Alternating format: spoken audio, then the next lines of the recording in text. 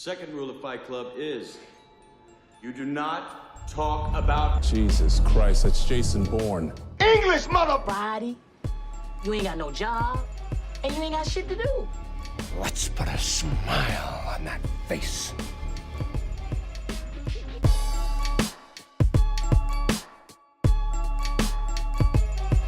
Welcome back, film family, to the Film Room Podcast. My name's Dion. I'm with my boy Scott. Say what's up, Squat.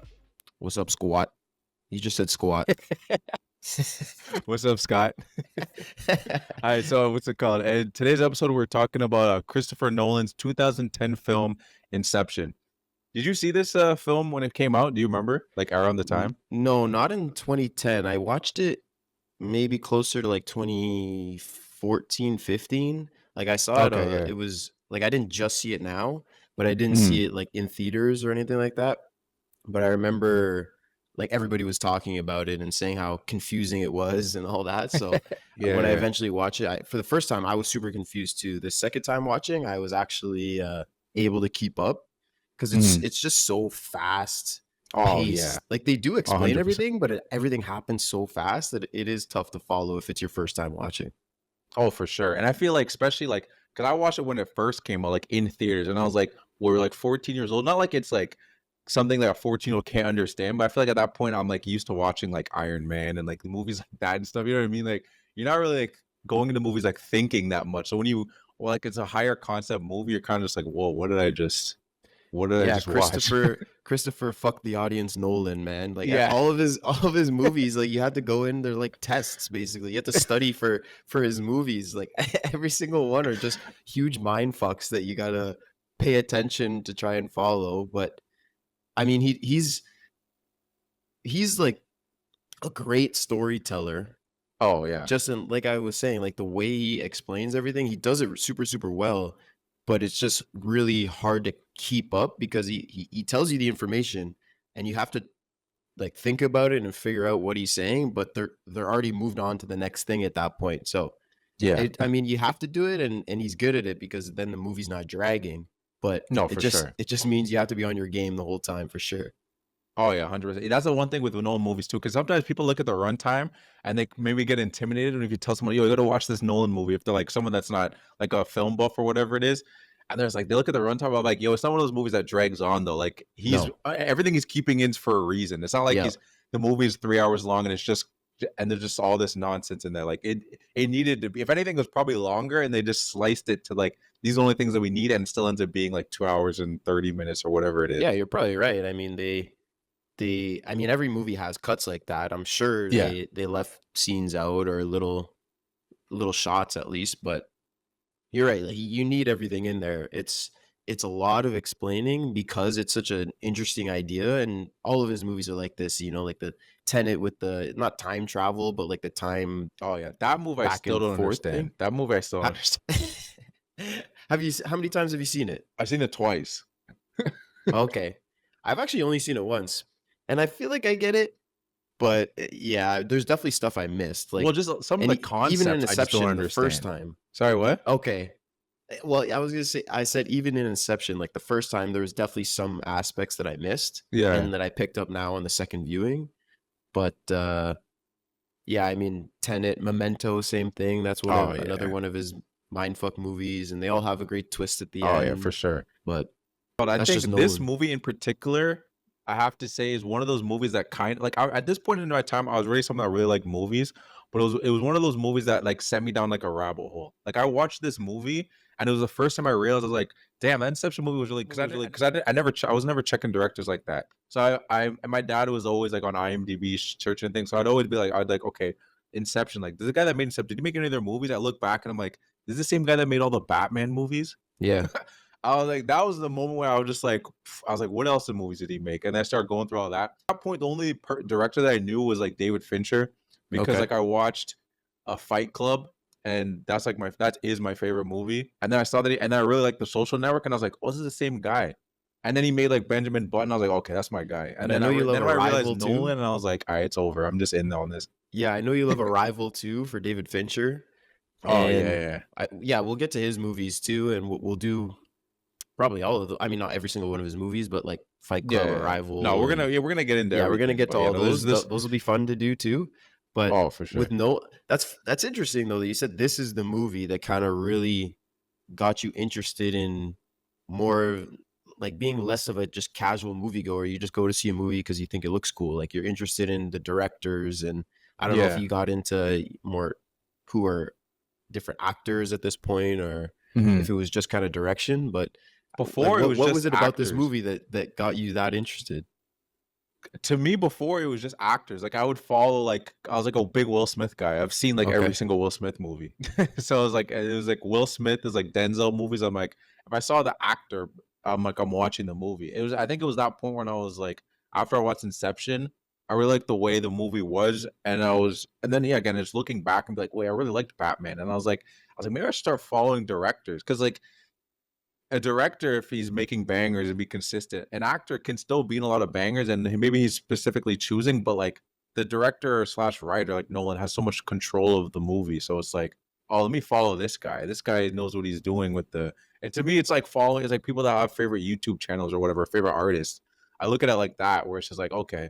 And not saying that the actor can't be in control of what the actor has control of movies he gets to joins into, but sometimes they'll be in some duds. Nolan doesn't have any duds. Yeah, exactly. I mean, the At least in actor my only opinion. the actor only has control over what they're doing, like Yeah. their character, and when they're on screen. The director has control over everything. So No, for like, sure. you know, they obviously have people that are like the actors have control over what they're doing on screen, and then you Yeah. have the cinematographer that has control over the lighting and camera angles, and then you have the sound designer, and they're doing their jobs, but the director kind of oversees the whole thing. So you're right, No, like for he sure. has his fingerprints all over it. And I started doing that too. I don't know if there was a specific movie that I can think of that got me to start doing this, but Yeah. following directors as well. Like when a movie comes out from a director that I know I've liked, I know I'm just gonna check it out, regardless of what it's about or who's in it. Like if I've seen, like you said, Fincher, Nolan, Tarantino, like these kind of directors, if they release something, I'm gonna watch it. Yeah. And now I put Denis Villeneuve and Jordan Peele on that list now Yep. too. If they're dropping something, I'm gonna go check it out. It doesn't even Yeah. matter. Yeah, I agree. I gotta see. They've built up enough of a roster of good movies that I'm like, okay, I'll check it out. Mhm. I Yeah, gotta we give should it a do chance. a director tier list or a director draft Oof. That'd be tough. We episode. could do it. 100%. That'll That'd be be fun fun. to do. That'd be tough though. Yeah. That'll be It's fun like though. picking children. Who's your favorite child? Well, that's why it's a draft, right? You can only pick one, and then I get to pick one, and then Yeah, no, it's true. No, it'd be fun. We definitely do something like that. yeah. All right, so let's jump into it. What's it called?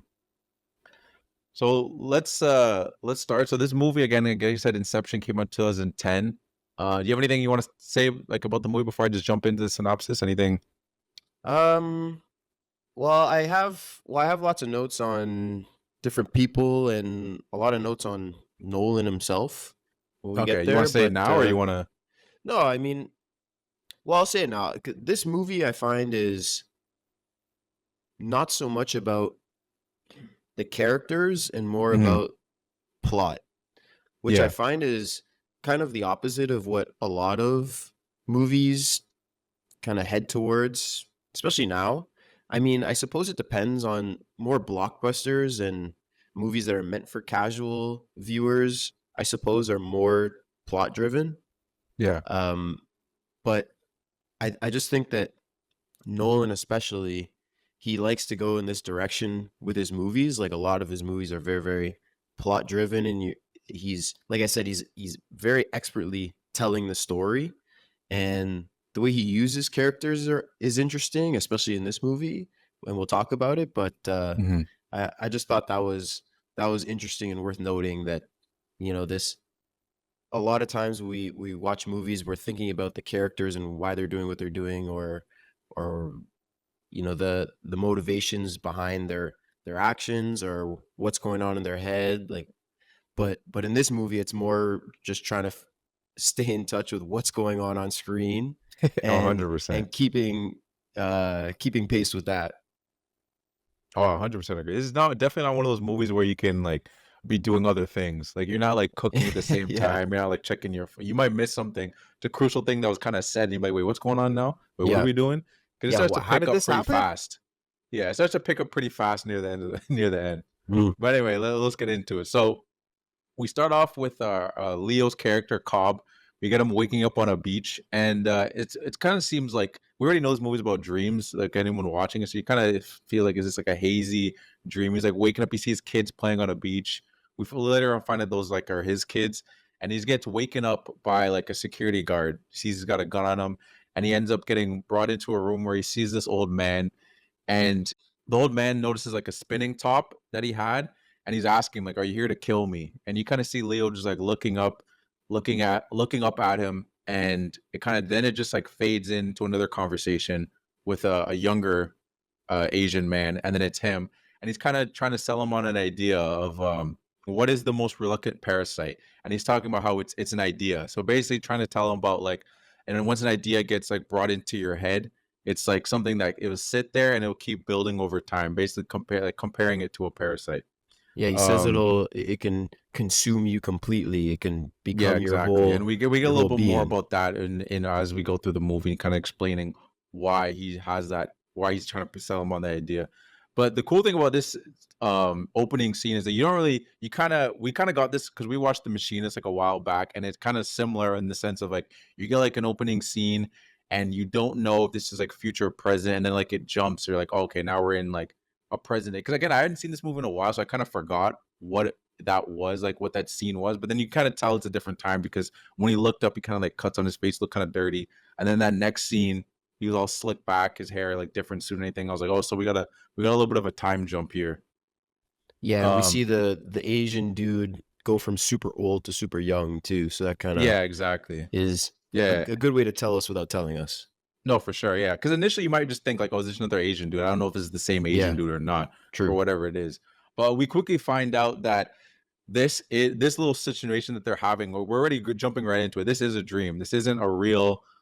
This isn't in reality. So like the building starts shaking and everything, and then he's like, oh, I think because he offers him like, hey, we could get into your brain, like get into your mind and protect you. There's people out there that are trying to get into your mind, steal ideas, steal things, and like we could help you out. And the Asian guy says, we'll think about it. Right. And then he walks out of the room, and then they think, oh damn, he's on to us. And then we realize that they're actually in a dream, and things start to shake. The dream starts to collapse, and we get to see them outside of the dream. So they're really just um when they're in these dream states, they have like these little like I guess it's like a suitcase, and they have I don't know what the thing is called. Like it's like a little I don't think they ever uh say. It's just a sorry? machine, just a dream Yeah, I machine. I don't guess think there's they ever other say the machines name. they're hooked up to. So we see them, they're just like in a hotel room, and there's a guy, we found his name is Nash. He's like the architect. So the architects are people that like make these worlds and stuff, and he's kind of just monitoring them. So we see like the Sito is the Asian guy's name. We see Sito, we see Cobb, and we see Arthur, and they're just in the room, and they're asleep as they're trying to go through because they're trying to get information out of him. And we get a moment where they're kind of talking, but then Cobb sees like this woman who's Maul, and we found out more about her later. And he's like, "Hey, don't get distracted." And initially, they go into like a hotel room or whatever it is, and he's still trying to get his information, whatever he's trying to get out of Sito. And we assume that that's like there's some kind of relationship there. We don't know if it's a wife or whatever it is. She's sitting on a chair. He's trying to go down, and he's trying to get into a room, and when he's trying to go back into the room trying to get the information from Sito, we realize that she kind of double turns on him. And we find out that we've kind of found a little bit of the rules in this scene. So it's like, oh, when you die in the dream, like you wake up. So she doesn't shoot Arthur because she gets Arthur and it's like, hey, give me the information. Because Leo or Cobb, the character, kind of gets the information from him, from Sito in his dream, and she's like, "Hey, give us information." She shoots Arthur in his leg to try and because she's like, "Oh, you'll feel pain, but you because I'm not gonna kill you." So Leo jumps, shoots Arthur in the head. Dream starts collapsing everything, and this scene's whole kind of is kind of crazy too because to try to jump into like the little bit of like the facts, I don't want to like jump all over the place with it, but I thought this was interesting too because I remember I saw like in a little thing online that a lot of the stuff that they did in the scene, like, because you can't, obviously we know with Nolan's background, everything, he doesn't like using CGI. Yeah. So there's a lot of real elements to the scene of like with the room shaking and everything. Like there's a crazy scene of like the water like pushing through like the building. A lot of stuff was like actual real like air pressure and all these things. Like, and it's one of those things that there's only so many takes you can do. So they make sure you got to get everything right. They actually have like real debris like flying all the room and everything like that. But yeah, I wonder. Do you have anything you want to say? Well, I always wonder kind of how they do that with the real actors in the room, right? Like we even see a little bit later in the movie when they're on the street and things are exploding. And yeah, like you said, these are practical effects. They're actually happening. I mean, they get juiced up a bit in post. Yeah, no, for sure. But they still have, like you say, debris and things flying around, and the actors are sitting there. So I don't know exactly how they do that. It's interesting. No, it is interesting. I saw one thing that's talking about how like they actually have like a whole setup. So like the coordinators will have like a little markers for Leo, and it's crazy too because it's like you make sure you hit your spots. Like if you don't hit your spots, you might get hit by something. Yeah, exactly. Like working on a Nolan film, it can be dangerous if you don't get your spot.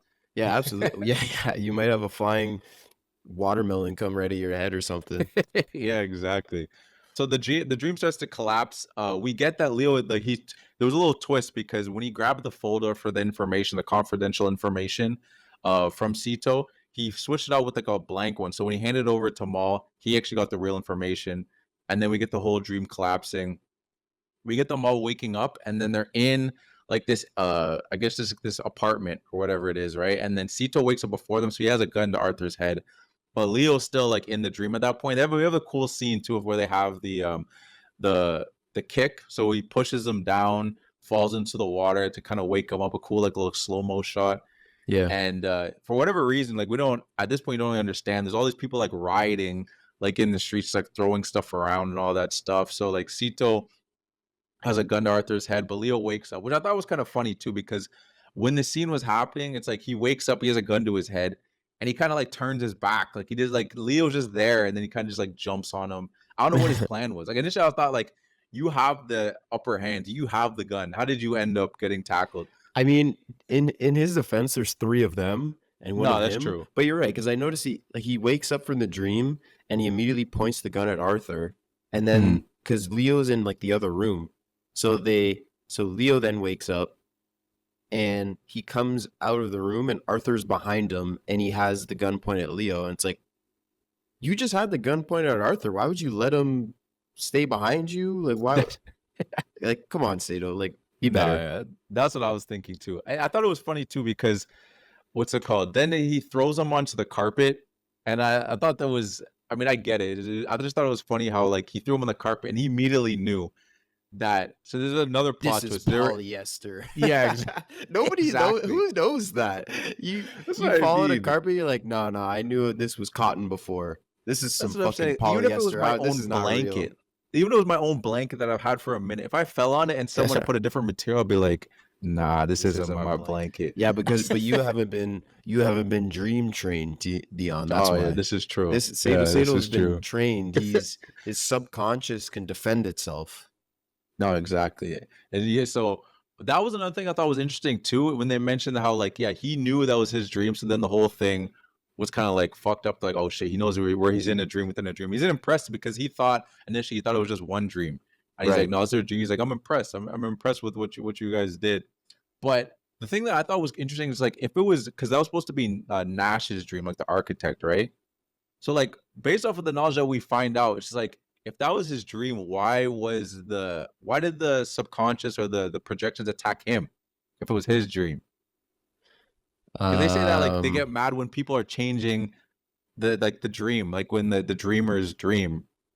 Yeah, like when you're in someone's head and then you so start changing things, usually they attack that person, but they attacked him. Well, wouldn't it be? Weren't they in Sato's dream? But he was the architect. But they said they were in Sato's Nash's dream. Well, Nash would have been the architect who designed it. But yeah, they're trying to get into Sato's self-conscious, so they're in his dream. I think. I thought they were in his dream at the second one. I thought the first one was Nash's. Oh yeah, you might be right.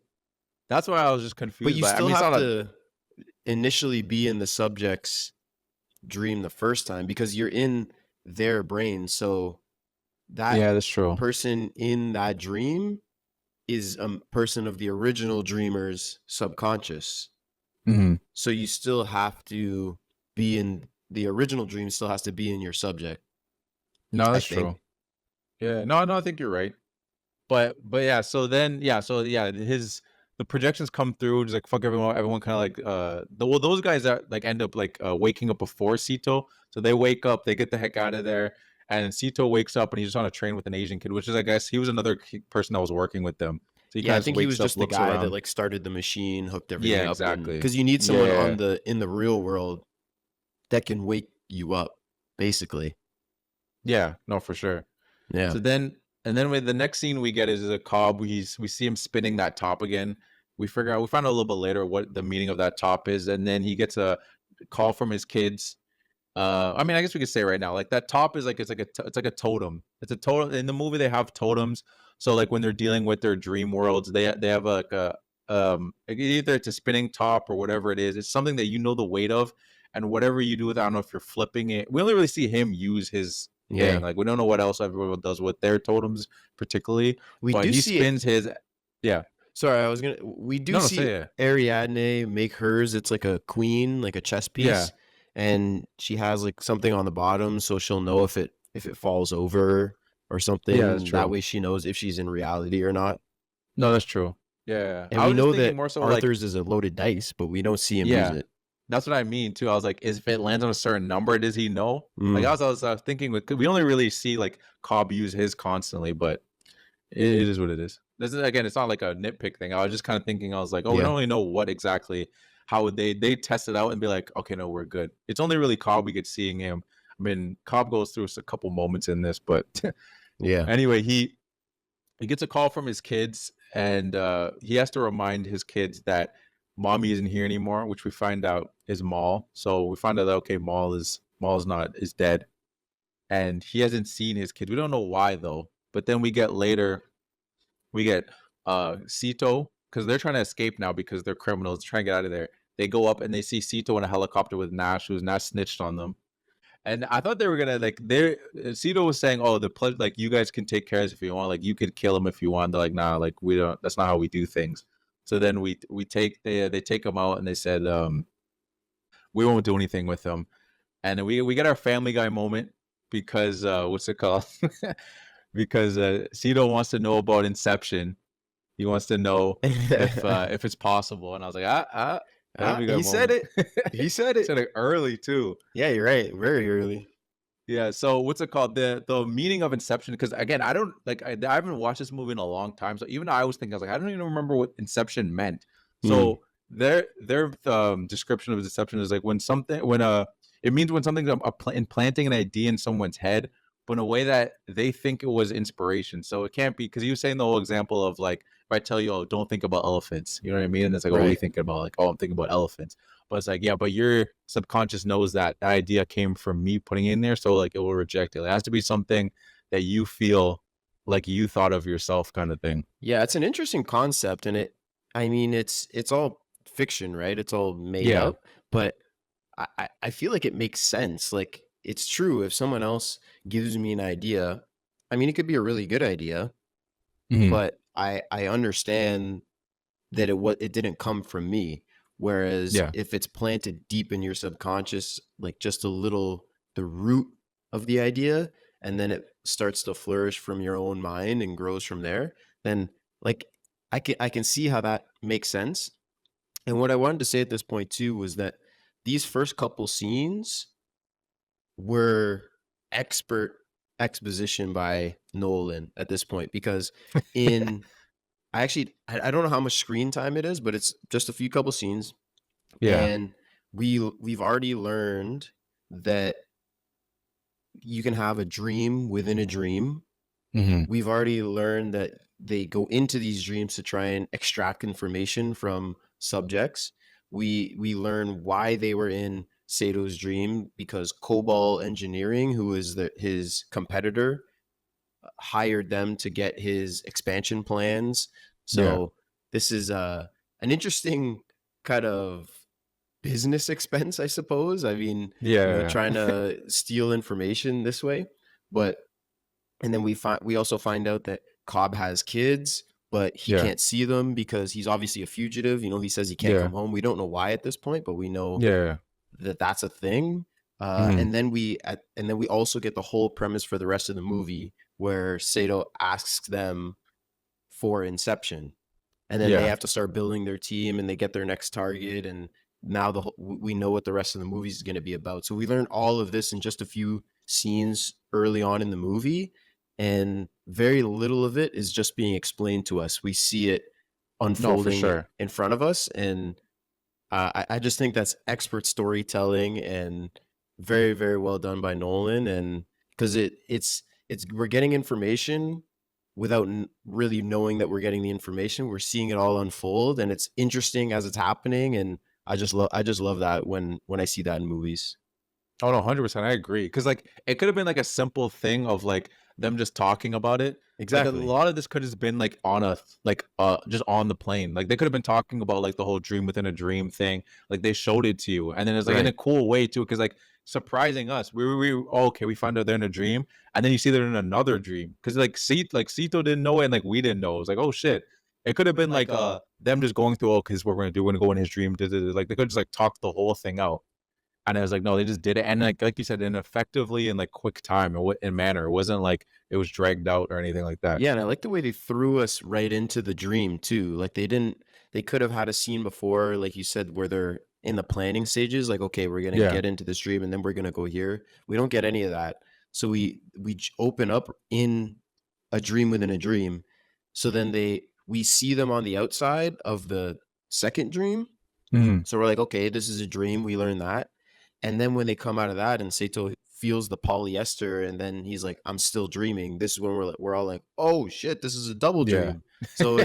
So it's all stuff that's very, very engaged and quick, but super effective and very interesting. And I just want to point that out at this point. No, 100%. I completely agree. So the whole thing with the Inception is he has Casito has a competitor who is sick, and his son is going to take over the empire. So he wants to get in his son's head, and he wants him to basically to end that empire because he's assuming that the father, his main competitor, is gonna pass away, and he wants the son to just like get out of here so he doesn't have any more competition.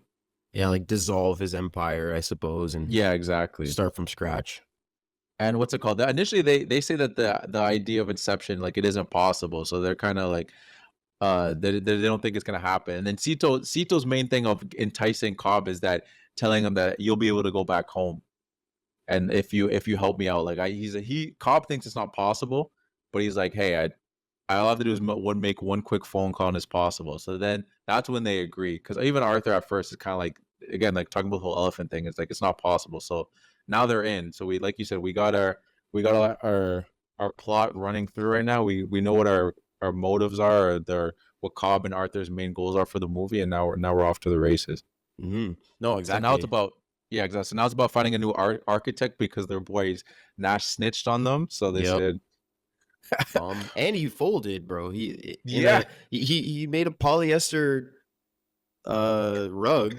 Yeah. And I mean, in his defense, like, how does he even know what the rug of that guy's apartment would have made 100%. of? Because he builds it based on Sato's apartment in real life, so that he thinks he's in real life. Yeah. But you don't know what everything is made of in that room. Like, no, the walls here are drywall. They're not drywall, they're fire rated drywall, and like, who knows that? I know. I'm imagining like almost like a hilarious like anime like skit of it, just like, you fool, this is supposed to be drywall. It's like, oh no. That's basically what happened. Epic battle. Yeah, Goku exactly. comes into the window and starts shooting Kai blasts. Oh fuck. Well, so then the next thing we get Cobb speaks with Professor. Shout out Michael Caine, who's basically like in every Nolan movie. Yep. He's gonna slide him in somewhere. So Cobb tells him, like he tells the professor that he's meeting, that says the godfather or grandfather, sorry, of his children, that he can't build because Maul won't let him. He's trying to convince him. He's like, hey, you gotta he's the one apparently that taught him how to get into minds, how to extract information, because that's what they're called, extractors, when they go in people's minds and try to get information. But he's telling him, he's like, hey, you taught me how to do this job, and now ever since what happened, there's not many like credible ways of doing this, like legal ways of doing this. But he says that, like, again, we got Maul, that was in his other dream that we're in earlier with Citos. He's saying that's the reason he can't build, so he needs one of his students, and that's where we meet Ariadne. How do you say her name? Ariadne, yeah. Ariadne. Yeah. I'm gonna call her Ari because I want to be. But yeah, so we meet Ari, and Cobb tells her to make a maze in 2 minutes. That only takes one to solve. So she takes a couple of times, 3 times to finally get it right. And then he's like, all right, cool, you got the job. So we get Ari and Cobb. They're at a cafe, this confused the hell out of me because we find out this was a dream in itself too, because they're talking and he's kind of explaining how dreams work and like how and my thought was like, how did they even get there? You know what I mean? Like, one minute they're making mazes. But that's interesting because that's like part of the movie. It's said in the movie, right? Like, even in that scene, Leo or Cobb says to Ariadne, he's like, the easiest way to try and figure out if you're in a dream is try and think of, how did we get here? And she's like, oh, what do you mean? Like, we just came. Oh wait, yeah, because like we didn't get here. I don't know how we got here. So I think that's kind of the point of the movie, is that like they just 100%. Cut there and you're like, they just jumped there. That's kind of crazy, but that's the point, I think, is that so that we can know as an audience, we start to feel what Ariadne's feeling, because really throughout this whole movie, she's there as like a audience plant. Like, she's there as a newcomer to this whole program, this whole dream extraction system, and she's asking all these questions and they're explaining everything to her so that we can get everything explained to. Because if it was just their team, when they're talking amongst each other, they're not explaining anything to each other because they all know how it works. But we need a newcomer to come in so they can explain everything to her, so that they can explain everything to us, basically. No, for sure. And that's why, she is us, basically. 100%. Like when, and it's one of those things where it makes you question. I think that's the other reason why, like, I think back as like a kid, things confused me so much with this movie. It's just like, you're watching the whole thing, like, what is a dream here? Like, when are we in reality? And I mean, you kind of like, it's like we're a mix of Ariadne, and we're almost a mix of Cobb, because he's always concerned, like, is this a dream? Like, because we see him, like, a lot of times he's freaking out, trying to figure out if he's in reality or not. So that kind of is, like you said, that is kind of the point of the movie. So like, we get that scene where they're talking, he's kind of explaining things to her, and then that's when she realizes it, and then things start exploding in the streets, like papers and all that stuff, and the ground is starting to explode, and they end up just dying, and then they wake up and they're in like I don't know if it's like a warehouse or whatever it is, like some kind of like their typical base. Yeah, it's your typical fugitive hangout. It's always just basically. In every big city, there's a perfectly nice abandoned warehouse with beautiful lighting and tons of room. And in every single movie, our heroes and our bad guys always find the nicest digs, man. I don't know how they do it, but they always find a way. but they do it. We find out in that scene too that, well, like, once they wake up, that the whole concept of the Inception was created by the military, which is usually how all these things go. And there was like some advanced technology. It was just so that they could get into dreams and like fight each other and like actually be able to kill without actually having to kill someone, which is pretty wild. But yeah, I mean, it's a good training tactic.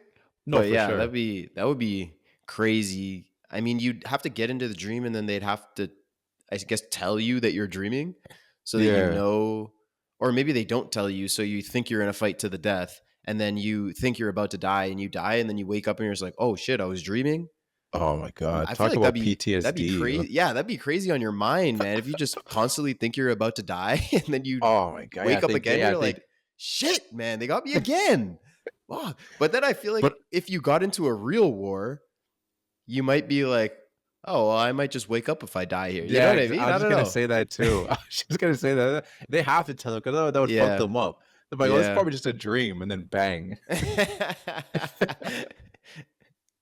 then we also find out like the timing of this. So they talked about how like 5 minutes in the real world is an hour in the dream world. Made me think of like some like Dragon Ball Z like hyperbolic time chamber Yeah, shit. true. I looked up the hyperbolic time chamber stuff, and the timing on that was crazy for them. In the 1 minute in the hyperbolic time chamber was 6 hours, and then 1 day was 1 year. Like that's crazy. Jesus. One Like day the was time, 1 year. that's insane. Well, I mean, that's kind of what we get. We get the In same this, thing in this. You just yeah, have the to further go they like go, a bunch of layers deep. The yeah. deeper you go, the more it compounds. But Mhm. yeah, that's interesting. I mean, in Dragon Ball Z, they just walk into a room, so Yeah, exactly. that's what's No, interesting there. But yeah, here you got to but go deeper and deeper.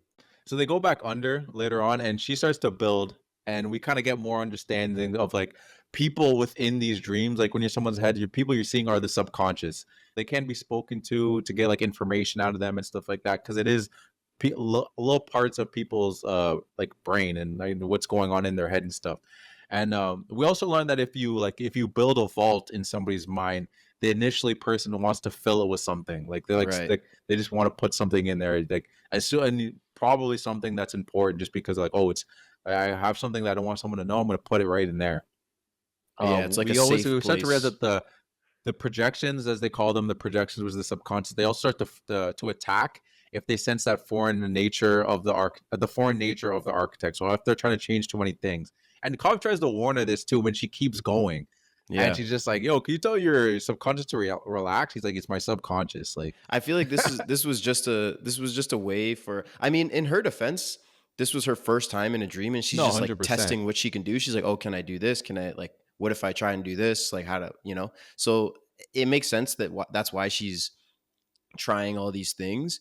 But I feel like this was kind of the CGI studios way of just making their money. Like they Oh yeah, put a 100%. massive bid on this movie, and they're like, all right, we gotta get paid somehow. So all right, now we got to do all this work. We got to build a bridge out of nowhere. We got to Oh flip yeah, a street 100%. upside down. We got to Yeah, do yeah, infinite mirrors and create this giant tunnel. And all right, let's get to work.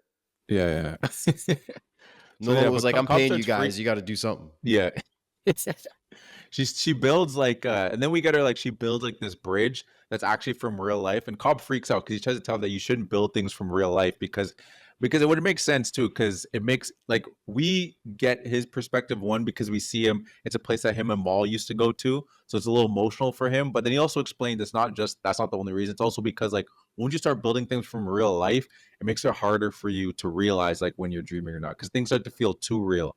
You need things to be like a little bit different so you don't actually get like lost in what's going on. I don't really see the point though. If you have a totem, then what does it matter? No, that's true. If you could always just spin your top and figure it out, then who cares? Yeah, I think it was more of an emotional thing for him too. Like he was saying that, but he was also more so just like, you know, I've been here with my wife, like this is too much for me. Yeah, you're But probably his right. logic is sound though also. I think coming from his perspective. Yeah, you're right.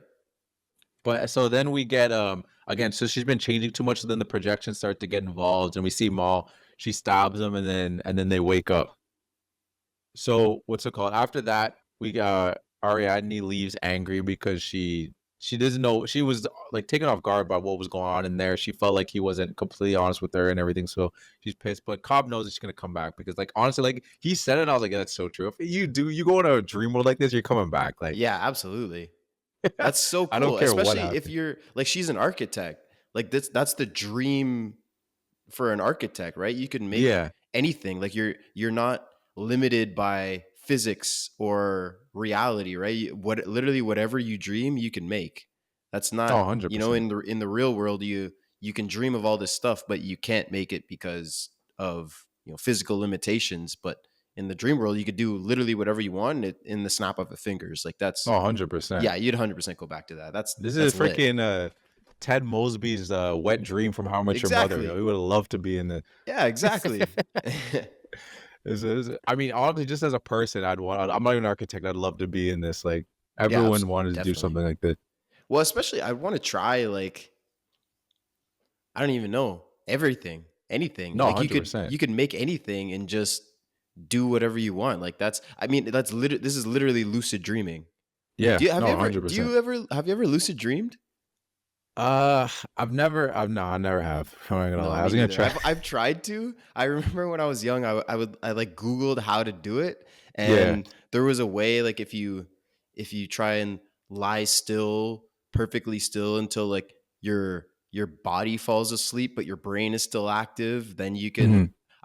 I tried it so many times and I could never get it to work because I just wanted to do this. I just wanted to be aware, self-aware in my dream and just make cool shit and just do cool stuff. And Yeah. because people I know that said they lucid dream and they were doing that, I was like, man, that sounds so fucking cool. I want to try it. And I couldn't do it. Wait, one day we'll do it. Yeah. I'll keep I have to make trying. sure I'll have a spinning top with me so I'm aware though. Yeah, 100%. So now we get they need another member of their team. They need someone to help them with their plan, with their next job they're gonna do. So Cobb goes out to see Eames, and he tries to convince Eames. So like Eames is another criminal. He's someone that um understands working within a dream. So they need his help on the team, and he Eames actually is optimistic. Because Cobb comes to him and expect him to be like, yeah, I know Inception is not possible, and he's like, no, it actually is possible. He's like, it's just gonna be hard.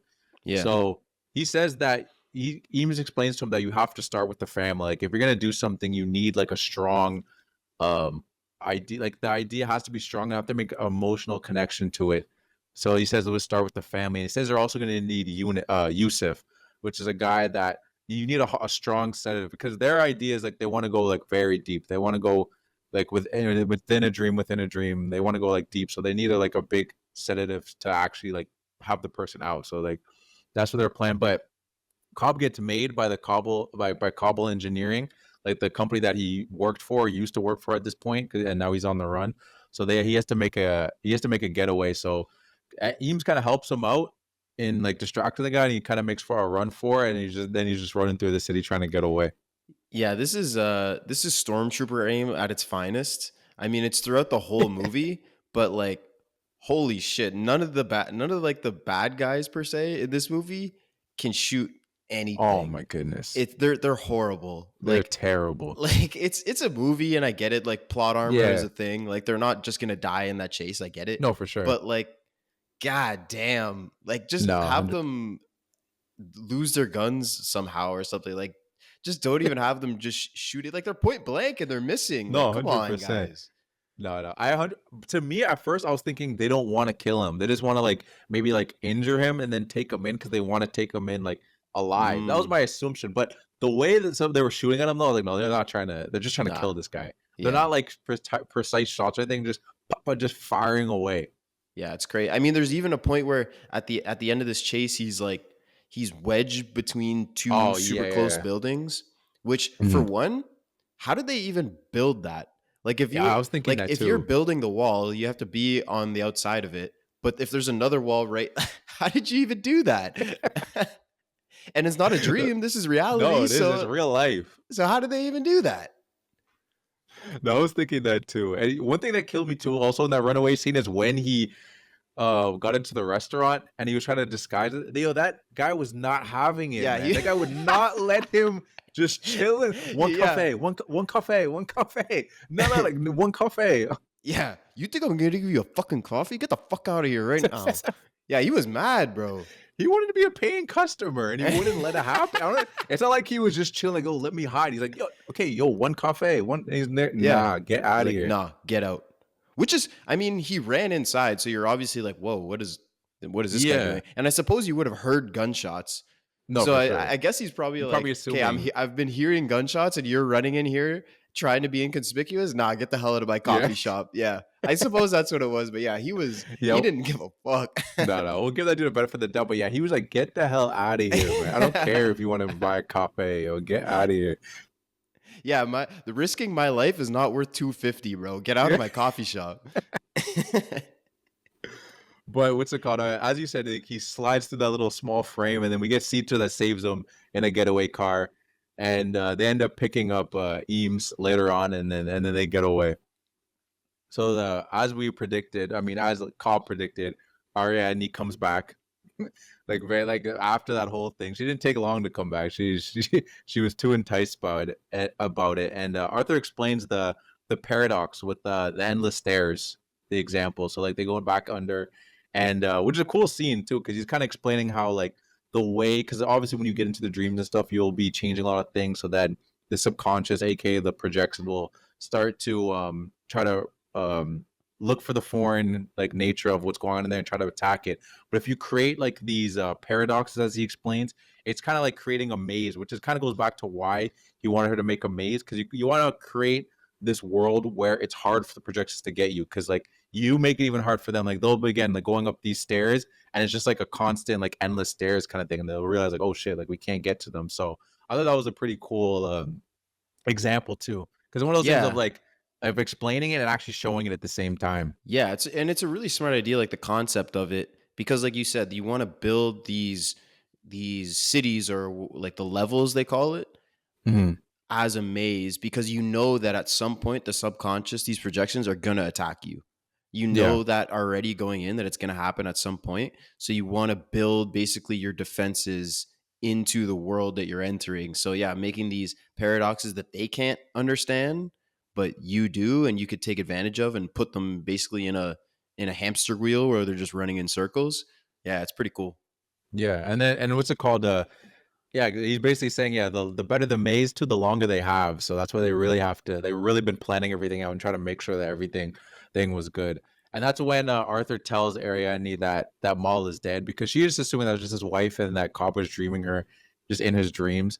But he's like, oh no, she's dead, and he's just like he's always thinking about her. He's always ends up ending up like in his dreams and stuff like that.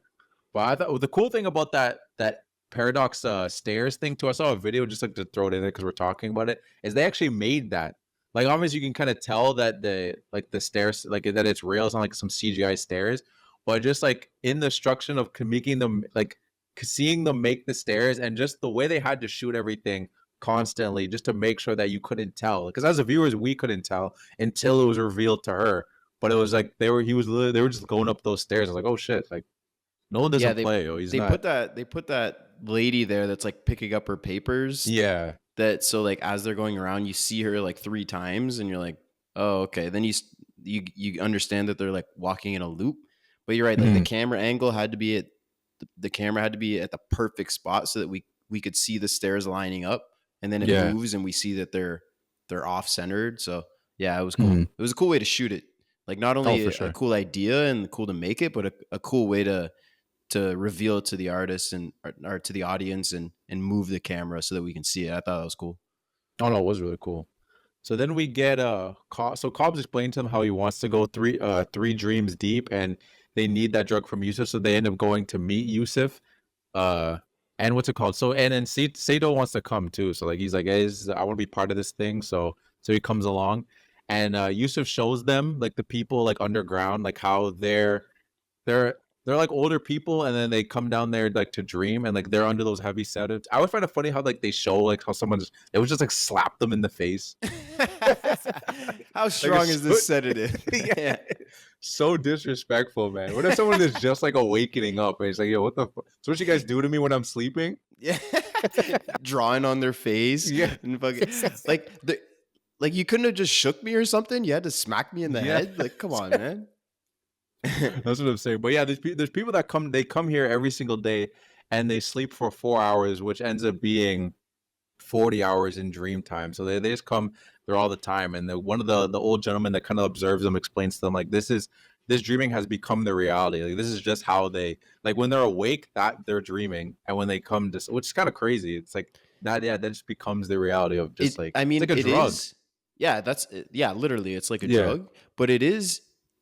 I can understand how it could become your reality, because, like you said, if they're asleep for 4 hours, and that means they get 40 hours of dream time, and they do this every day, that means they're spending more time in the dream world than they are in reality. Yeah, no, 100%. So, if you're spending more time over there, then that's what you would prioritize over reality.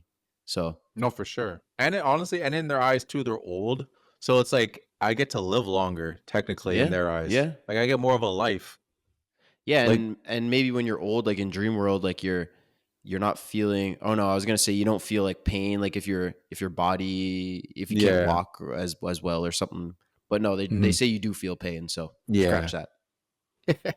You see Cobb, he kind of gets like flashes like from the past because he tries out everything, and we get like the little flash scenes of like we see like the window, we see like the train, like everything's, we don't really understand what all this stuff means. It's all these quick flashes, then Maul whispering to him like, you know where to find me, and like he wakes up, he freaks out, runs to the bathroom, and I thought it was funny because like he's freaking, like when he originally wakes up, he doesn't really freak out.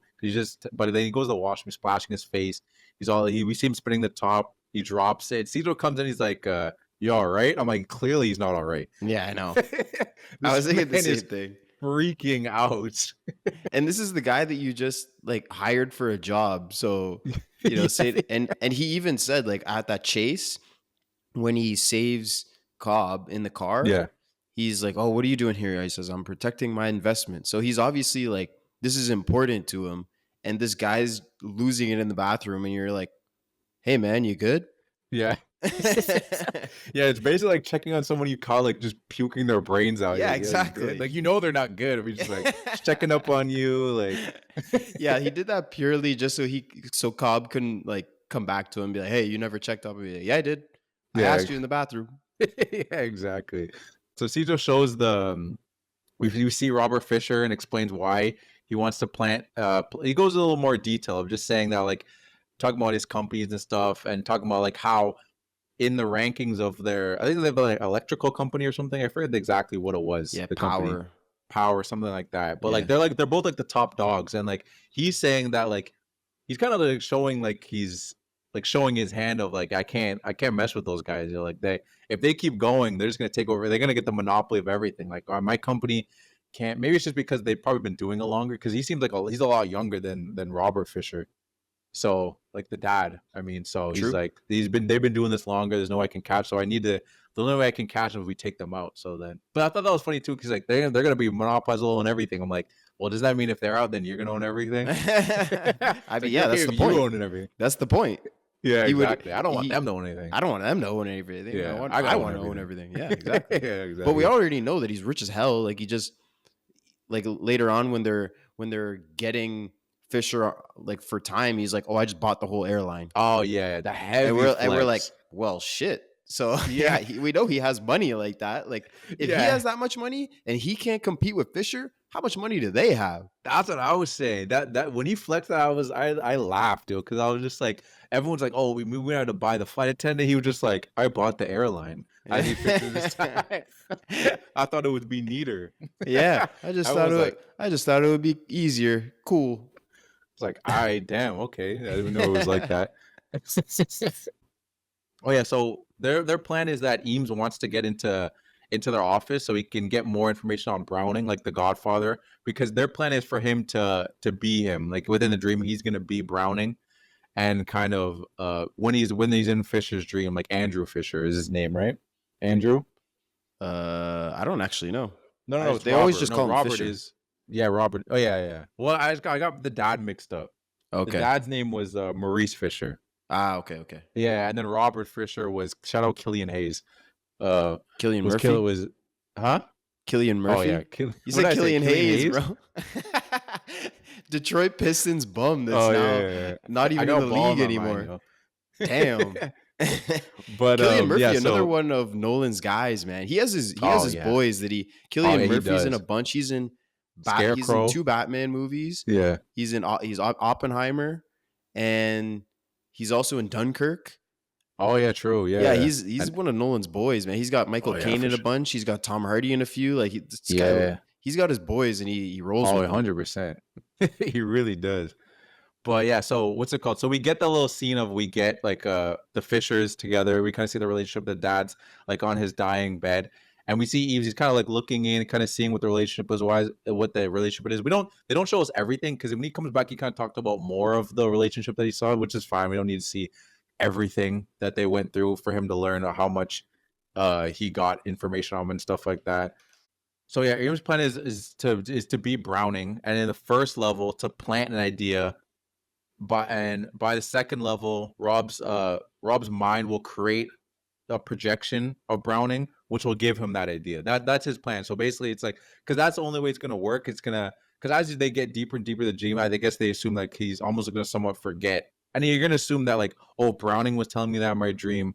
It's still me. Like he's not assuming that someone else is in his dream, right? So that's their whole plan with that. We get Ariadne. She creates a chess piece, like her totem that we were talking about earlier, and Cobb tells her that you can't um he can't control. He tells her that he can't control Maul, and that's why he can't build anymore because he doesn't. It's too unpredictable. He doesn't know what's gonna happen, and we see even later on, it still doesn't matter. Like he's out of control in those dreams. Yeah, and this is what I found kind of weird at this point. Like you said, tells Ariadne, he's like, "Yeah, I can't build because Maul will come in and sabotage it." Um, and Ariadne asks, like, "Does anybody else know about this?" And he says, "No, nobody knows. Like, don't tell anyone else on the team." But I feel like Arthur would know because Arthur is the one that told Ariadne, he's like, "Yeah, Maul's dead," and Ariadne even asked Arthur, she said, "Why doesn't Cobb build these levels?" And he says he can't do it anymore. I suspect it's because of Maul. So he even says that. Yeah. And also when in the first dream that we see in the first scene with Sato, we see Arthur sees Maul and he says, "What is she doing here?" Like this happens all the time, obviously. And she has him at gunpoint too. Yeah, exactly. Yeah, Arthur's got to know. Yeah, how does? There's no way Arthur doesn't know. Come on, there's no way. Yeah, that's so true. Yeah, it's just a. Does anybody else know? Like they haven't talked about it, but he knows. He's got to. He's got it. He 100% knows. But yeah. So Cobb says that he can't go home because they think that he killed Maul. And what's it called? At that point, we don't really know what the situation with that is, and like Ariadne doesn't really, because he even says, "Yeah, thanks for not asking if I did it or not," and they just kind of just like go off from there. But so then we get a little deeper. So like they're breaking down their plan, and the ideas they're trying to split into the head is like the first is like I will split. The idea is like I will split up my father's empire. That's like their main thing. So Eames has the idea to plant the specific. So in the first layer, it's like I will not follow in my father's footsteps. So that's the first idea they're trying to plant into the first layer of the dream. The second layer is I will create for my own. And the last layer is my father doesn't want me to be him. So these are the three layers, these layered ideas that they're trying to slowly build as they go deeper and deeper to each dream, which again is something that I didn't really remember. Like again, like when I think about the movie, I just think of all the cool like scenes and all this stuff. Because it's been a long time since I watched this movie, so I was like, oh damn, I didn't remember them going that deeply into what each concept. Because I just remember like, oh, they want to get this thing, and they're just gonna go three dreams deep to get it. Yeah, I remember how like precise they got with each idea. Yeah, that's what I was thinking too. Like I originally, especially on the first viewing, because all this thing is happening, like we talked about, and it's tough to try and keep up. You know, I was just thinking originally when Eames said, you know, you can plant the idea, it just has to be deep in the subconscious and like its rawest form. Mm-hmm. So that's kind of what I thought was they're just going deeper and deeper so that they could get deeper into his subconscious. But they're using each level to go to start the idea a little bit and then build on it and then build on it a little bit more the deeper they go. But yeah, this is what I'm saying with Nolan. Like he all the information's there. He's telling you exactly what's happening. It's all there. It's just hard to keep up with that it's happening so fast. And that's why like the storytelling is so expertly done, but it's just, you have to really be on and thinking to catch everything. And on first viewing, it's almost impossible. Oh yeah. 100%. I still need to, I mean, this one, I need to watch Tenet another time. Yeah.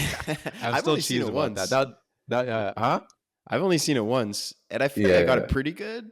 But no, to me, it's not so much like I don't understand what's going on in this movie. To me, it's like I want to understand the concepts more. Like I feel like I watched the movie and I know what happened. Like you know what happened to each character and everything. But anyway, that's a tangent. Whatever. I know what you mean. Yeah. No, I know what you mean. But so they explain. I mean, we kind of got this a little bit earlier, but they go further into like they explain the deeper they go. Again, this is more for Ariadne and everyone else, saying that the deeper you go, the more time you have.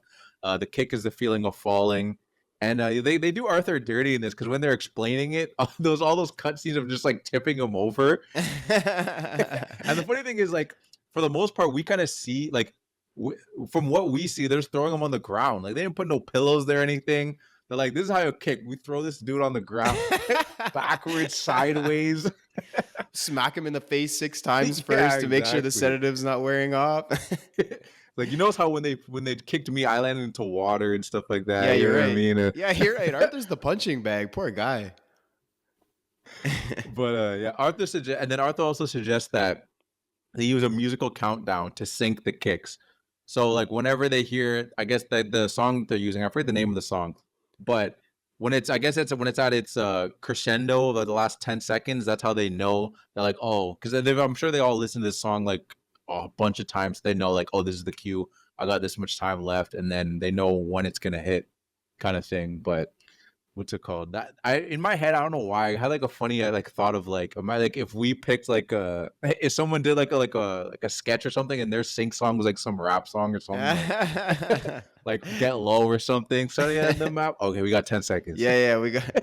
All right, she got apple bottom jean. No, she didn't get the boots with the fur yet. She didn't get the boots with the fur yet. Oh shit! But all right, so then.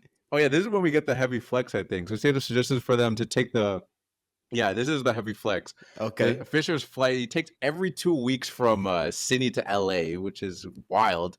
A 10-hour flight every 2 weeks. They never really say why either. No, he doesn't. He's just like every 2 weeks he's like, this is the longest flight in the world. And he does this every 2 weeks? What? Every 2 weeks. Yeah. All right. Let's just say they got a lot of business. They're in Sydney and they got to go back to LA constantly. I don't know. Sure. It is what it is. It's not that crazy. I thought it was hilarious. I was like, every 2 weeks. They could have said like he's just doing this like recently because of whatever, but like every 2 weeks. Wow. You should have just said like his girlfriend was there or something. Yeah, I don't know. He'd fly her out though. Why he wouldn't be? Well, does she want to make that flight every 2 weeks? Yeah, I guess that's true. So Arthur explains what they have to do, like buying out. Yeah, that is when we get the flex of him saying that like he's like, oh, I bought the airline, and it just like I thought it'd be neater. Everyone looking, I'm like, okay, this is what we dealing with. Yeah. All right. Yeah. Nice work, Sato. What is everyone else getting? Cobb's getting his freedom. Is that no one else is getting like a bag? Have I heard this? No, they're getting paid. How much though? I would have upped the I price because of the way they reacted. Like, oh, I didn't know this guy was this rich. Like, I want my price to go up now. Yeah, I don't. It doesn't say how much they're getting, but they're getting paid for sure. Yeah, I guess that's true. It just not the details doesn't matter. But once I heard that, I was like, damn. I was like, all right. But all right. So Ariadne enters Cobb's dream. Every single night, Cobb has been going to sleep. They're doing like tests, so she kind of wants to see like what are these tests that he's been doing. So she enters the dream to kind of see what's going on. And it's really just him, just with Maul in different like memories. He kind of has it set up like in an elevator like format. So like every level is like a different memory kind of thing. And he won't let her see the bottom level. He said, and they go into one scene. I think it's the hotel. Yeah, the hotel scene. Trying to see what happened. He sees that is the bottom scene because like they end up going in another room and he's explaining to her like he never gets to see his kid's face. He always sees him from behind. And we get this in the opening scene when he's out washed up on the shore and he sees the kids playing. And because he sees the movie where it's just like 2 kids, they're from behind playing, and they get called and they run away. He never gets to see their face. And he's explaining how it's like that happened in real life where he was after he got framed, that we find later that he had to leave immediately. So he never gets to see his kid's face. So, and we get to see that because at that point she thinks that, oh, maybe he did kill his wife, and she sees that hotel scene where there's the glass, everything's kind of messed up and everything, and there is no like he doesn't fully get into the whole scene of what actually happened. And Maul comes in and like they end up running away and they end up waking up. Is there anything specific you want to say about this whole sequence? Or I mean, I'll just say it. I feel like I came away from this scene more confused than I even 100%. than I was before, because like you say, we see kind of the different levels of Cobb's self-conscious, and we see Maul basically in each one. And then Ariadne comes out, and we find that Maul's been in the hotel, and she's like, "Oh, take me with you," basically. And Ariadne gets mad, saying, "Oh, you're keeping her like trapped down there." I'm like, that's not a real person. Like, why are you mad that she's being trapped down there? She's 100%. That was my thought too. Projection. She's not real. Like, why are you mad that she's being trapped down there? It's not real. Yeah, no, that confused the hell out of me too. I'm like, at that moment, I was like, wait, is she alive in his Yeah, trapped in that's his what, yeah. dreams? Like, I was like, what? Yeah, it's like what keeping her. It's like, yeah, it's a dream. Yeah, that confused Yeah. the hell out of me too. Yeah, that confused me too. I still don't understand it, but Yeah, I don't. Yeah, I don't know. she's. I guess I think that's just Ariadne's like ignorance. I guess that's just her ignorance as a character, maybe not understanding the world.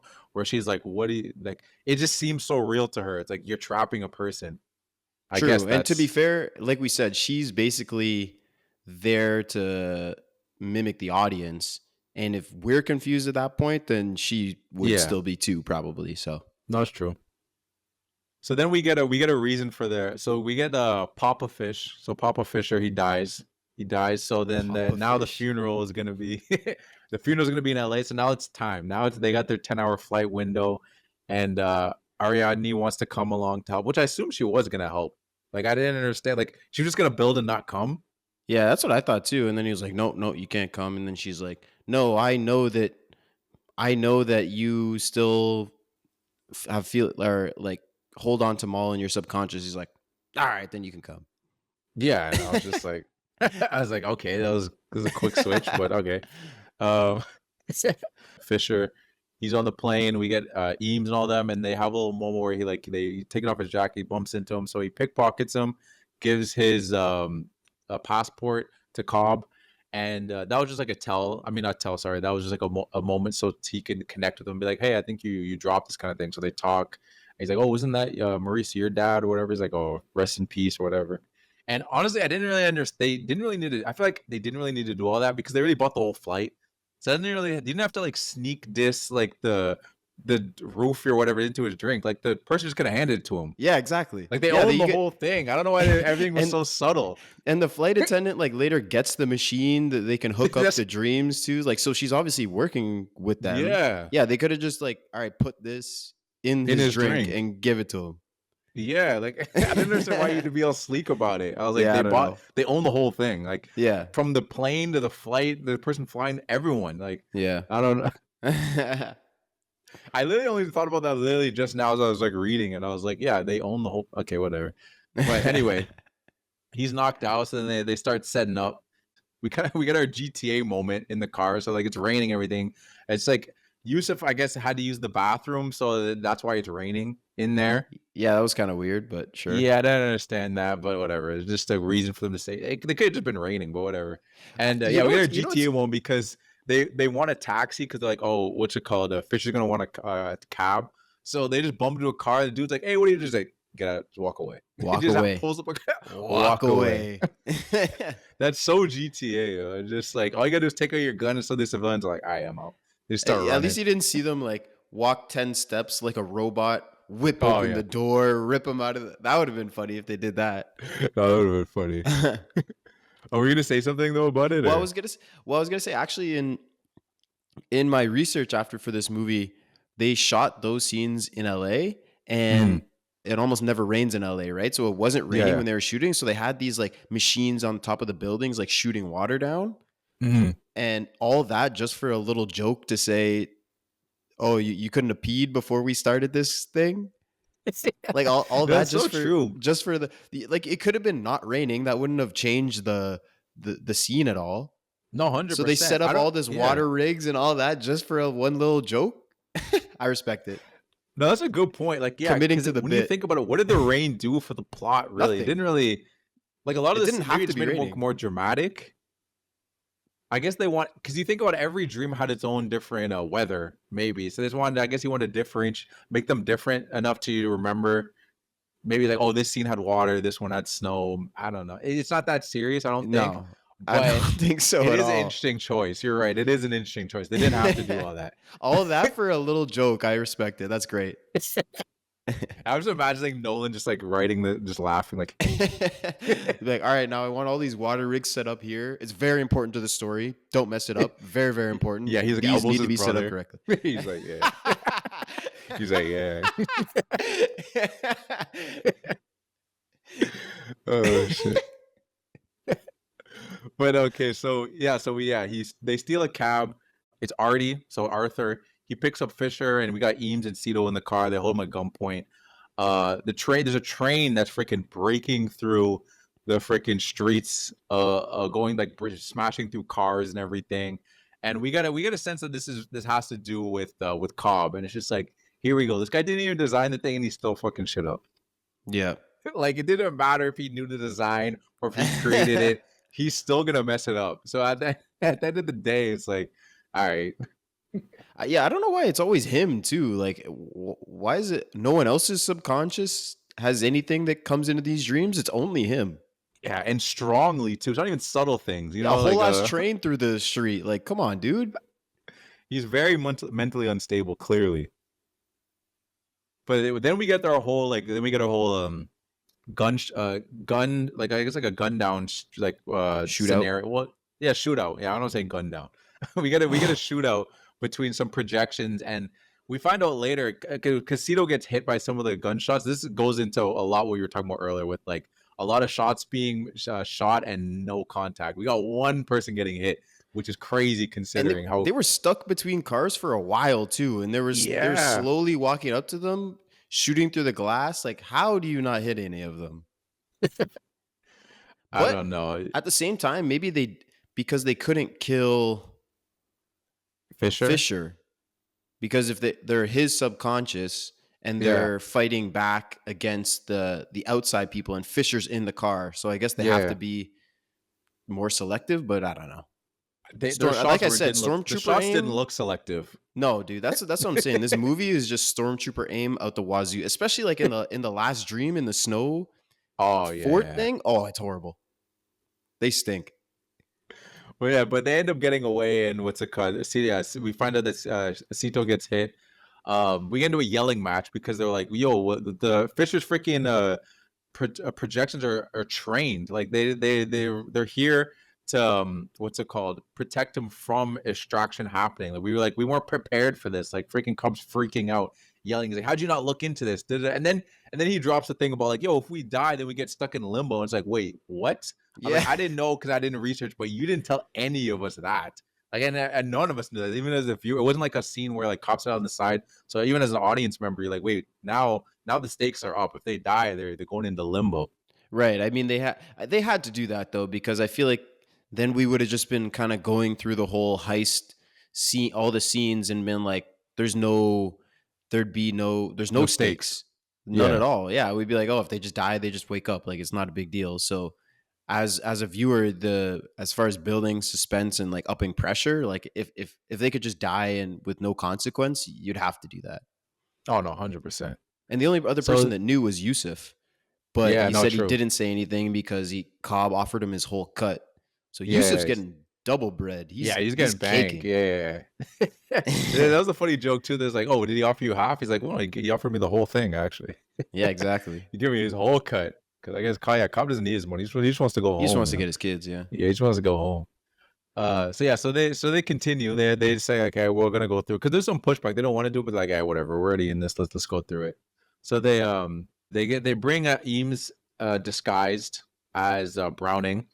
And they pretend like he's getting tortured. So like Fisher's like, all right, like I'll try to speak. They try to get a pin out of him. Like they try to get a combo out of him, and he just like spits out like random numbers because he's just like, I don't know anything. And he talks about, and then we gotta find out like what's it called? Their relationship wasn't good at all. Like he talked about like, oh, what was he talked about when he was 11 years old, his dad said when his mom died, he was like, Robert, there really isn't anything to be said. And I was like, damn, man, deal with it. Yeah, basically. I was like, damn, we need another award. Dad of the Year award goes to Maurice Fisher. Yeah, we'll Vegeta Dad of the or Goku Dad of the Year award. Yeah, basically. Jesus, man. But yeah, that was rough. But so we got Eames as Browning again, telling Fisher that his dad left him a will that could that supersede the existing one and bring down the company. And he says that his dad on his deathbed said the only thing he could really make out is the fact that he said that he was disappointed, which is again rough, man. Like, yeah, I mean, every time there's few interactions between Fisher and his dad, but you know, even in the first one, we see Browning come in and he knocked, like his dad Maurice knocked over a picture of Robert and him. And Browning gives it. He's like, oh, you know, he had this next to him. That's good. And and Rob's like, no, I put it there, and he didn't even notice. Like this poor guy's been trying to reach out to his dad for 30 years or however long, and just getting nothing. That's crazy. Yeah, but I mean that picture comes back into play because it's like he has like a, what do you call those things? Like those spinners, like it's like a windmill almost kind of thing. Like toy that he had in the picture with his dad. A windmill, yeah. It's a windmill. Yeah, he said like a little kid, like I guess he made it like a windmill thing because it kind of comes back in later on. But so Cobb explains that they went so deep that, well, he's saying that he went so deep that he lost sense of reality. He's explaining that to Ariadne, and he's saying like it's with him and Mal, how they were down there for 50 years, which is crazy. Like it's like I wonder how much was that in real time? Like, he didn't really say. They said that they're down for 50 years because it's like, how long were they gone for like their kids and everything? Yeah, I don't think it was very long because basically they said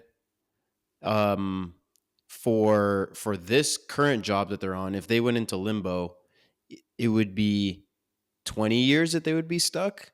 Yeah. And on the plane, they're out for 10 hours. Yeah, I guess that's true. Maybe like 24 hours, like a whole day. Yeah. It's interesting. Well, yeah, which is a long time, but it's not like it still forever. Just for your parents to be lying on the ground there. Well, I assume they got like a babysitter or something. They're not just knocked out with their kids. Yeah, I guess that's true. Get up. You know what the funny thing I thought was funny too is that when he talked about, he's like, I couldn't live like that anymore. I'm like, 50 years? That's a long time you live like that. Yeah, exactly. It'd be one thing if it was like a 5 years or something. It's like, nah, I got like our kids. 50. I think you were pretty good living in there without your kids. 50 years? Yeah, that's like a good point. You felt that 50 years in limbo. It's like, what, did you reach 50 and you were just like, damn, that sucked? Yeah. What, how does it? Yeah, you're right. That doesn't even make sense. Yeah, I was like, I couldn't do it anymore. I'm like, 50 years when you say you couldn't do it anymore, that's a long time. Yeah, true. That's longer than most people's careers. Definitely. I hope your career is less than 50 years. Oh, yeah, no, true. Yeah, I definitely. But so we get like a whole little backstory. So they created their whole world. Like they create like all their like past like homes and stuff like that when they were younger. And the thing that Mal actually did, the spinner that we find out that Cobb is using was actually her totem, and she actually locked it away in a safe because she wanted to forget. Like she didn't want to be reminded that this wasn't reality. She wanted to be completely just lost in it. So then we see the hotel scene. So Mal tries to convince Cobb to jump. So we get a little more background of that. And he tries to stop her. Because at this point, they wake up like from their limbo and then they're back. They're young again. And like you see like she has a tear. She's upset to be back. And the whole time she's still like convinced that this isn't their real life. Because he does a whole thing of like they go into the train set and it's like saying that, with the death is the only escape to basically to come back to reality. So he planted this idea like in her head that to be constantly questioning reality. So like she's not sure. And the whole time there's a really intense scene. This is one of the scenes, like, even though I haven't seen it in a while, I remember that scene of them on the window ledge and him like trying to talk her down. She's kicking the shoes down. And he's trying to tell her, he's like, no, those are real kids. Like think of our kids. And she's just not having it.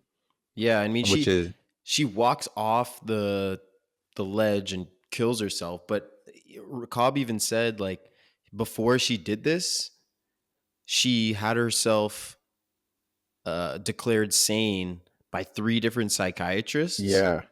How did she do that when she's clearly insane? like if you go to, all right, I want to have myself diagnosed as sane. Okay, what's your perception of reality? Well, nothing's real and I'm just dreaming, and if I die, I'll actually be in reality.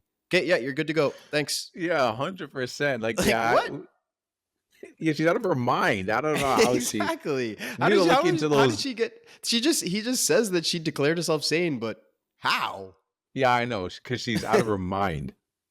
She even like said that she was feared for her life. Like, and then she followed up by saying, "Yeah, I told them I fear for my life and that I'm afraid that you're gonna hurt me." A sane person doesn't do that.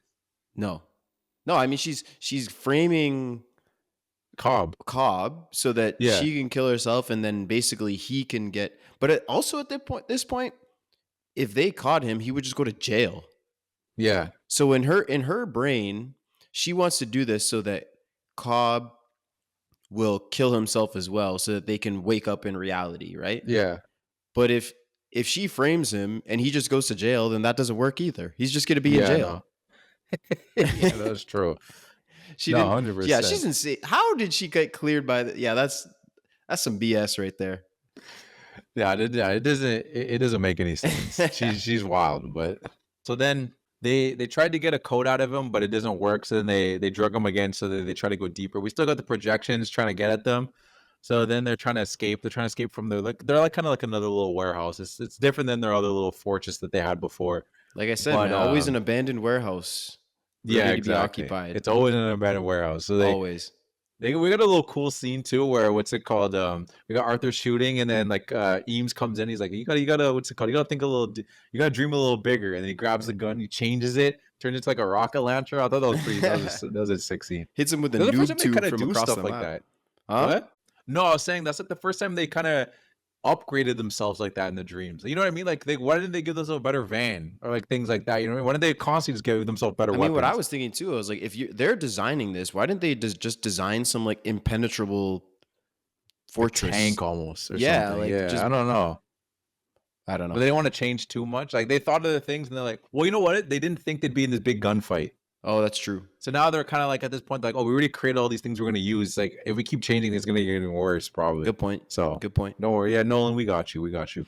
I did want to mention too. I actually missed it back when we were in when Ariadne enters Cobb's dream. Yeah,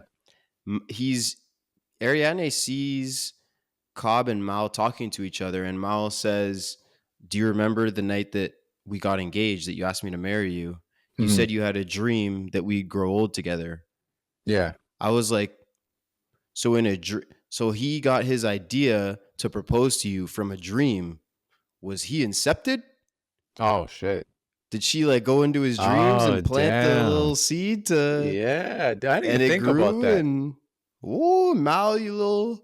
We need a prequel. Little slot, yeah, Inception prequel of Mal being I didn't just even catch nasty. that. That's a good catch. I didn't even think. I didn't like. I remember hearing that line, but I didn't even think about. Oh, did she plant that idea in his head?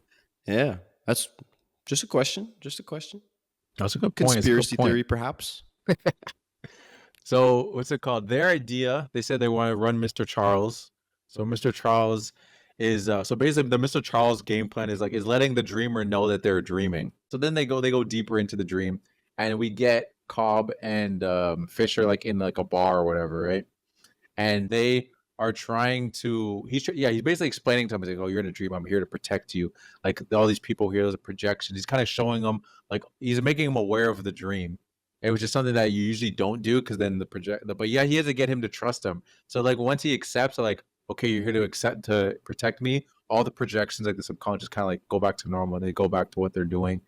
And what's it called? Arthur.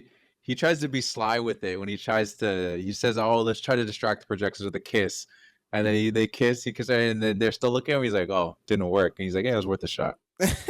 These guys were just trying to sneak a kiss, man. Yeah, trying to sneak I didn't think there was anything there until that moment. He's like, like I might die. So yeah, you're right. Might as well try and get a kiss because I've been doing this for too long. But so then we get so Fisher also. Fisher almost tries to, because like then they're still trying to escape, which I thought was strange because like the projections accepted it, but then they were still running after them. And I also thought it was kind of funny too, the scenes of like when they're kind of like slowly running away from the projections are slowly like jogging. Like, why isn't everyone just sprinting? Like everyone's kind of like subtly just like, we know what's happening here. You're trying to chase us, and we're kind of just like a slow jog away. I don't know. Yeah, I think it's because it's like a build up. Like because we see them first, they just start to like look at them. Like the projections just start to look at them and they're like kind of fishy. They're like, "Oh, okay, you look kind of odd." And then, so I think it kind of builds up, and then you would get to the point where they're full on sprinting. I think they're just haven't reached that point yet. And Fisher he remembers some of his training, and he's like, "Oh, if I just shoot myself in my head, like I'll just wake up, right?" And he's like, "No, it's not like that here. Like you'll wait. He explains to him that you'll wake up and like be in limbo. Like we can't. That's not what we're doing here. So then we get Artie and God, I have more nicknames. Artie and Ari find a hotel room and they're trying to set up for their kick because they're again, this is only in the second level now, and we're going forward.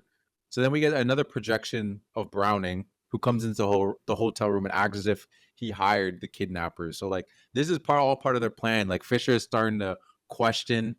They're like, oh, is Browning actually against me? Like, is he the one that's trying to mess with everything going on here? So then Browning is kind of set up as like, oh, he's the kidnapper. So Cobb's trying to convince him like, oh, we got to go into Browning's dream to break into his subconscious, find out what his real intentions are, which isn't smart because now they're using him to break into his own mind. Yeah, he thinks he's going into Browning's into his mind.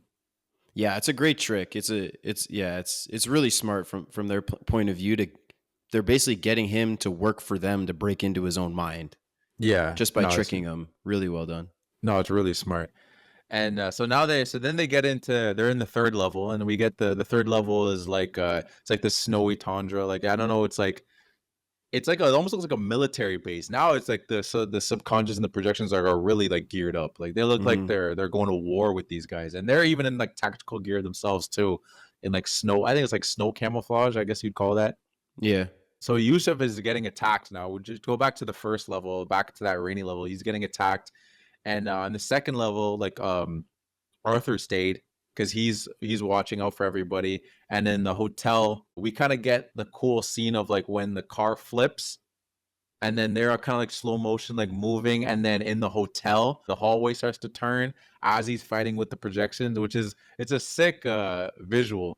Yeah, sick action scene. We get an awesome action scene there where they're fighting on the floor, and then they get to the wall and then ceiling, and they're just rolling through the hallway as they're fighting, and the gun, because they're trying to get to the gun and it's jumping around because the gravity's moving around. Yeah, super sick. Super cool. No, it's so sick. And I got to shout out a movie that probably people don't remember this happening. Shout out High School Musical 3, because I remember in High School I gotta shout it out, yo. That movie, like, I'm a musical guy. I'm not gonna say it's a top 3 movie or anything, but I remember there's a scene when he's freaking like singing about what school he wants to go to, and it's the same. Like he's in the hallway, and the scene starts flipping, and he's just singing as a flipping. I don't know why that comes to my head. That movie came out before this movie, so Nolan might have been inspired. Just saying. Yeah, maybe by High School Musical 3. Some Troy Bolton action here. Yeah, exactly. So both Ari and Yusuf end up getting away. So the car flips, he keeps driving away, and then Arthur kind of fights off the projections, and then he ends up being good. So then we get our Scooby-Doo moment where the gang splits up on the third level, and to try to get into Browning's subconscious. And Fisher got a whole army ready, man. Like it also made me think of what's it called, War for Planet of the Apes. Because in that one, it's like all snow and stuff. So that whole like snow war like feel kind of made me think of that. And I also just watched Planet of the Apes recently, so that was you're right. In my head. It does kind of like a military base in like a snowy location. Yeah, you're right. It's kind of it was just at the top of my head. So then they also tell us like the time frame what we have. So because in Yusuf, he's saying we get 10 seconds from the jump from Yusuf, but that gives Arthur 3 minutes, and then they have an hour. That's when it like things get like really intense, because then we get constantly getting cutscenes of what's happening in each scene, in each level, each level and everything. It's like it's really sick.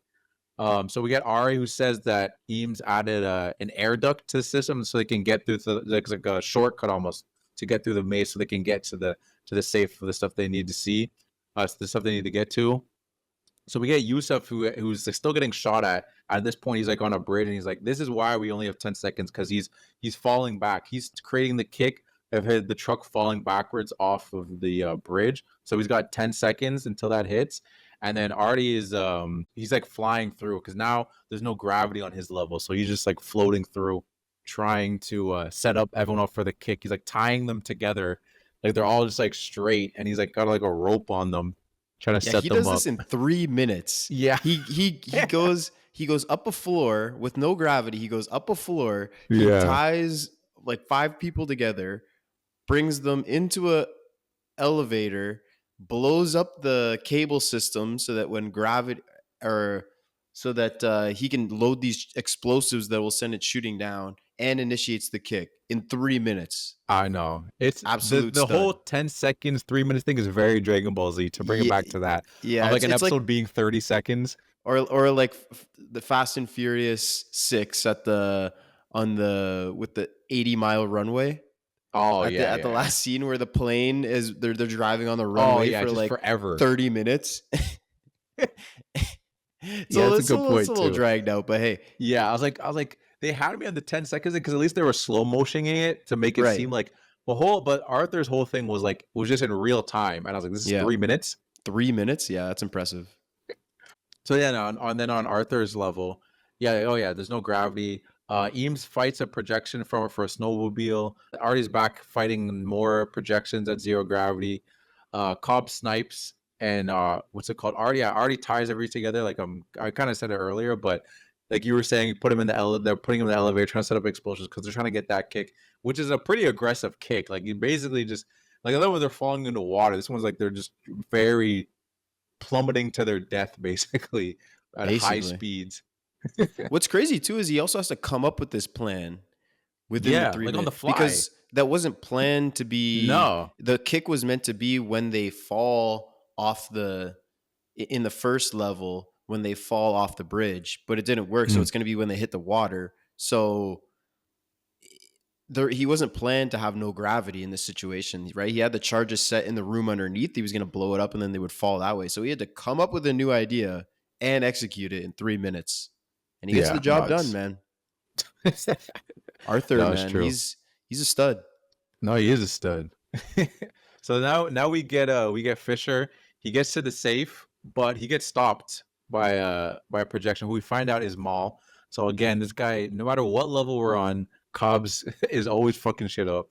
And Cobb, this cheesed me a little bit. Cobb is confused if she's real or not, so he doesn't want to shoot her initially. And then after she shoots Fisher, then he shoots her. And I was kind of like, dog, we're 3 dreams deep at this point. Like, you still think that cheesed me a little bit. And she's been dead. Like, it's a figment of your self-conscious. I think I don't know. He just can't bring himself to shoot. He just got her. emotional. He's just an emotional guy. It's all right. So it's okay. You're right. It is, yeah. It just cheesed me a little bit, though. Even if he's an emotional guy, it cheesed me. Fair enough. But Fisher, like, I guess, he dies, but he doesn't really die. Like, they made it seem like I guess, no, he does die. No, he does die because he ends up going into limbo. Yeah, he is dead. And he gets sent into limbo. And so Ari wants to go deeper to try to continue, or like Ariadne. She wants to go deeper. I'm calling her Ari. Just she wants to go deeper to try to continue the plan and to go into limbo to save them. They don't know if they want to do it, but they're like, hey, we already came this far, which is again like that's kind of like the whole thing. It's like, well, we already come this far. There's no going back now. So it's Ariadne. Oh no, actually no. At this point, it's Arthur who gets everyone in the hotel, and then he sets up that kick that goes through. So Cobb shows the world that they built because now him and Ariadne are in the limbo state, and he's kind of explained to her like, yeah, this is everything we built, whatever. So he kind of knows because they say that like the limbo usually they explained it earlier that's usually it's nothing, but because Cobb and Mao were in there for so long that they kind of created it. So a lot of it is just like their stuff that they created in there. So like he knows kind of like how everything is in there. So they end up meeting Maul in I guess they get in the apartment, and she tries to convince Cobb to stay with her, and Cobb kind of like lies and says, "Okay, if I stay with you, will you tell us where Fisher is?" So he's like, "Okay." She folded so quick. He didn't even like. She was like, "Yeah, I'll stay with you." He's on the front. And she's just like, "Yeah, he's just on the porch. Like he's 5 steps away. Like why didn't they just look through the house a little bit? Like he's right there." That's so true. Like they didn't even look. They didn't even look. He's right there. That is a good point. But then Cobb finally has a backbone. He gives pushback. He says it like he admits to her. He's like, I planted that idea in your head. Like this world isn't real. Like, and then we get that they show us the full train scene of him saying that like, he says the train scene line of like death is the only escape and all of that. And Cito keeps fighting because at this point he's been struggling. I didn't really mention it, but he's been struggling through all these levels because he got shot and he's just coughing up blood in every single like scene and everything. But he actually finally dies, so like now he gets stuck into limbo himself too. And Cobb says that he's gonna stay, and he tells Fisher and Ari to go, like to kill them off and to continue to do it, but he's gonna stay to try and find Sito like in the limbo. And they're worried that he's just gonna stay here with Ma. He's like, no, I'm actually gonna try it and find him. And he finally lets go of Ma. Like he literally tells her that like you're not real. Like what's it called? I can't imagine like all your imperfections and your perfections. Like what you are is just a figment. Like these little parts of you that aren't actually you. Like it's just like he wants the whole rounded person. Like he's like I can't do this to himself anymore.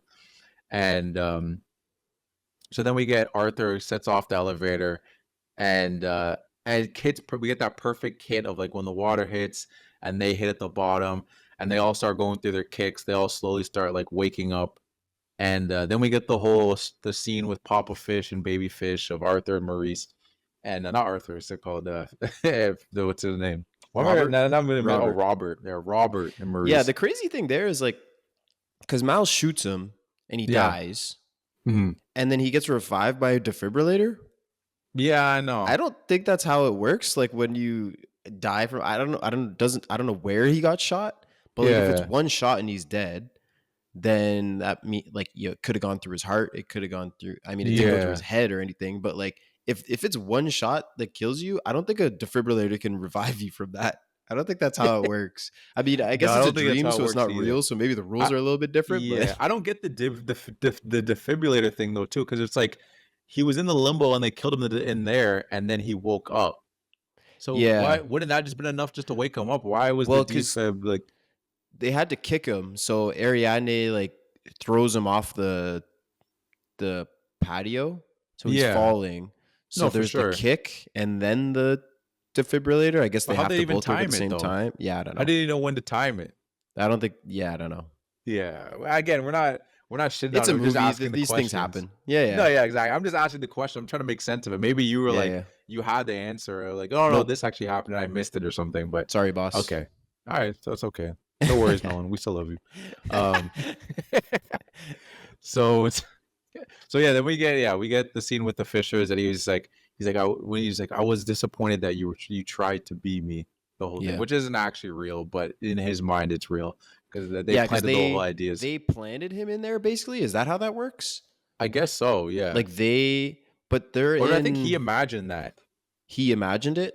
Yeah, because remember, like you put a safe in there, and then he fills it with something. So I guess he filled that with his own thoughts and everything. Yeah, so he filled that up. They set everything up for his mind to go there, basically. Right. Yeah, that makes sense. Yeah, when he opened the thing, that's it, right? Yeah. Because for Inception to work, it has to be your own idea. So you're right. They set it up for his brain to lead that way, and then his subconscious gets that idea. Yeah, you're right. That makes sense. Yeah, which was perfect, which was very well thought out. And like even with their plans like backfiring, everything changing up, it all still ended up working out with them changing everything on the fly, with doing Mr. Charles and all that stuff. But yeah, then we get the he finds like the spin wheel and everything, and he has this moment with his dad. He cries like the spin wheel that was same in the picture, and then the kick starts. They all line up. We get Cobb letting go. The letting go scene with Maul, so he's kind of like, is this done? Or like he finally like just literally removes himself from her. We get Fish and Browning. They have like their moment, like because they all wake up on the what's it called, in the scene where it was like raining, like where they all like so the first level that kick. Yeah, so the first level. They get out of the car that's in the water and then they have a quick scene. Yeah, exactly. Yeah, and he thinks it's sitting there with Browning, and he's telling him what it is, but it's really Eames. And then Ariadne's explaining to Arthur that no, Cobb is staying because he's gonna go find Sito. So because they're wondering, why isn't he waking up? And that was the reason. So then we get back to the opening scene, the old man, which we find out is Sito. And then again, it was one of those things where like, honestly, when I rewatched this time, I didn't for whatever reason I didn't make the connection. I don't know if I was kind of like half paying attention, but it was very much like a clear, like they had the match cut of when it was older, then it went right into Sito as he was younger. But to me, I was like, what is the significance like of the scene? Because I kind of forgot the whole limbo thing. As the movie kept going, I was like, oh, so that's him staying in the end was to friend Sito. Yeah, but I I have a couple questions here. Okay. So when Cobb finds Sato and and they have that conversation, he says, "Oh, you want me to honor our agreement?" Agreement. And he's old, right? So he's been in there for probably, it could be 20 years, 30 years. Yeah. One, why hasn't Cobb aged? Cobb isn't aged at all. He's the same age. Two, if he convinces Sato so he kicks him, wouldn't that then send him to the third level? But he's dead in that level. So how would he wake up? Or just because all those levels are through, he's just in limbo and you kick him and then in reality he comes back? Yeah. It's a good question. I don't know how all that works, but it's a good question. They purposely didn't show us that, obviously, because the way it ends. Yeah. So there's a lot of just like question marks at the end of the movie. Because like, I agree with you though. I was thinking the same thing too. Part of me was like, okay, I was trying to make sense of it. I was like, okay, he died before. I don't know how much time, because they don't really give us much time. Because even when they were like, oh, there's 10 seconds left, he's got an hour. So then like, oh, we only have 20 minutes. I was like, it's been 40 minutes. So like, how long was he dead for? Maybe he was dead in their time for like, I don't know, 5 minutes, and that ended up being like a freaking in the limbo time 20 years. That's why he aged so much. Yeah, but he would still be dead. And like in Fisher's case, they had to kick him and then defibrillate him, and that's how he came back. No, that's true. There wouldn't be anyone there to defibrillate, so I don't know how that all works. If I'm being honest. You're right. I don't know. It's a good point. But yeah, so in that scene, we get them remembering each other and everything, and then he grabs for the gun, and then we just get them waking up. They end up waking up at the airport, like on the plane, on that 10-hour plane, and we have like that moment where everyone's kind of just like slow motion, like everyone's like looking at each other, smiling. Yeah, we did it. Yeah, okay, like, we did it. Yeah, Fisher just kind of like just like looking around, like he just like just woke up. Everyone just like smile. You get Sito coming up, just like yeah. You know what's crazy though? They actually wouldn't all. Really, the only person that would know for sure that they did it would be Eames, because he's the only one that actually saw Fisher go into the vault and talk to his dad.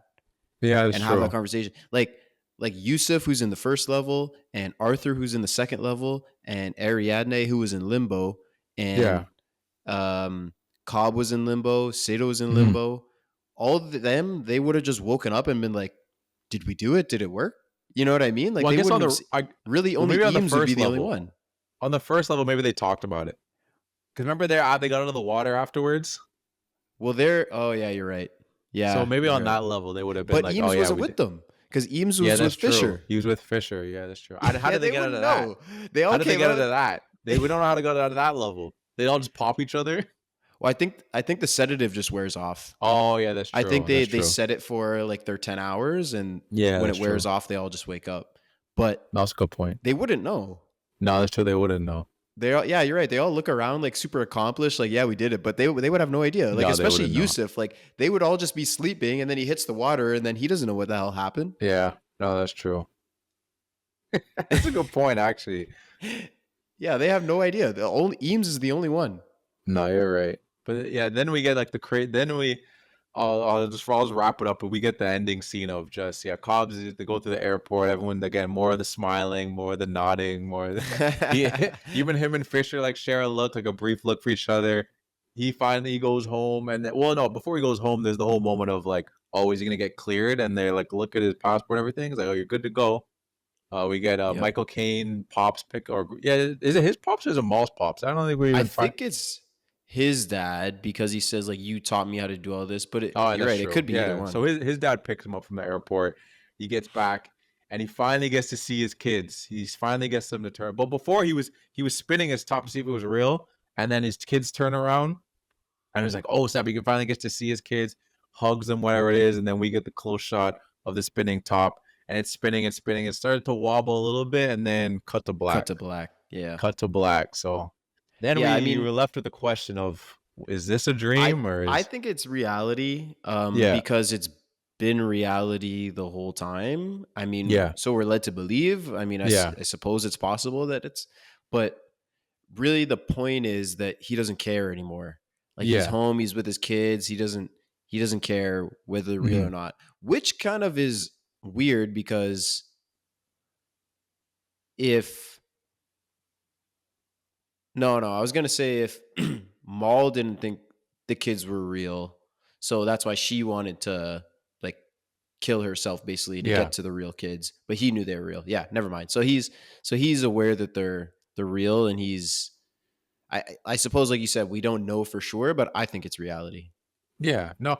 Part of me, like it's fun to imagine it and be like, oh, maybe it is a dream, and then you start playing around with things. It's like you start looking for things. There's not much that really like lets you like leads you to believe that maybe this is a Exactly. dream. But part of you is just like, oh, that'd be like a cool thing if it like was a dream. But Hmm. it's not like we're getting a sequel. Maybe at the time people were like, oh, maybe it's a dream, but like, but no, it works. It's a cool thing. It's a cool way to end it. Yeah, no, I agree. But It is to pose that question, but yeah, I think it's reality, and I think it's pretty no, for clear sure. if you really think about it. No, okay, that's fair. That's fair. I haven't I don't know I haven't seen like I haven't gone down those rabbit holes of people doing like a these are 10 reasons why it's Yeah, probably a yeah, dream, and yeah. I didn't go down that path because a part of me I agree with you. I think it's real life, but I think it's like a cute thing to propose a question. It's like, okay, it's interesting. Is it a dream? Is it Yeah, it's a it is real life? interesting. You're right. Yeah, yeah. But you want to go into the awards? Or you want to jump into Sure. the UFC? Yeah, um, kind of like I mentioned earlier, like really this movie's about the story and the plot, and not so Yeah. much the characters. So, I didn't really have much on character. I did want to talk a little bit about Christopher Nolan Okay, go. Yeah, before yeah. the awards. Like kind of like I mentioned, I think he is in this movie has exceptional pace. It could be almost seen as too good because Mhm. everything happens so fast. Oh, yeah. But that's what lends well to rewatches, so that you can pick up the things as you watch it again. And Oh, I for would sure. rather that than a movie that drags out and I understand what's going on, but it's really slow or super long. Mhm. Um, I think he also like this is a great idea for a movie, right? Like it's so Yeah. interesting the thought of going into someone's dreams and playing with around within that, because the like all physical limitations are out and you can play within their subconscious Mhm. and extract information. I think that idea is super cool. Oh, for Um, sure. and just that this guy loves a good mind fuck, like Christopher Nolan, That like we is talked true. about Tenet, Memento. If anyone's seen that, same idea. It's a Prestige lot even of too. the Prestige. Yeah, you're right. Just trying to figure out what's going on. But I would say that if I had a critique on Nolan, and I love to hear your thoughts on this, would be that Yeah. his weakness is kind of writing characters. Like Mm. in this movie specifically, Cobb is really the only one with that shows any em- em- emotion, like any difference, like Yeah. fluctuation in emotion, that has different reasons for doing what he's doing. He's trying to get to his kids. We understand that, but he also has that conflict with Maul in his subconscious, and there's all that in his character that we're seeing develop, which Mhm. is interesting. But other than that, every single other character is just doing a job. Yeah. Like Eames is there just to do a job. Arthur's there just to do a job. Ariadne, same thing. Sato's there just so he can dissolve an empire and build his up. Like there's not really a lot of depth to Dimensions. these characters, and Yeah. and they don't really do anything outside of that. Which is outside of what's realistic, right? Like I think I enjoy characters that do different things for different reasons and Mhm. have different Motives. reactions Yeah. and actions to things, because that's what real people are, right? Yeah. So I think I'd say kind of that's where I think Nolan can be weak. And most of his movies are like this. Like Mhm. most of his movies are plot driven, like we said, like Yeah.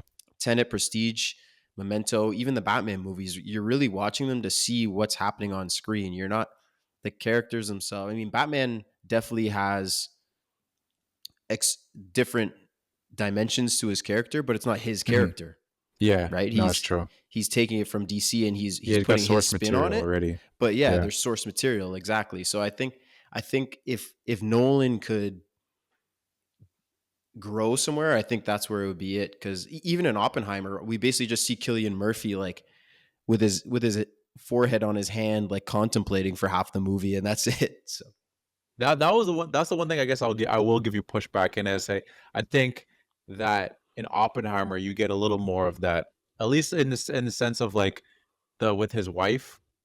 like in the Yes, movie. I agree You like there.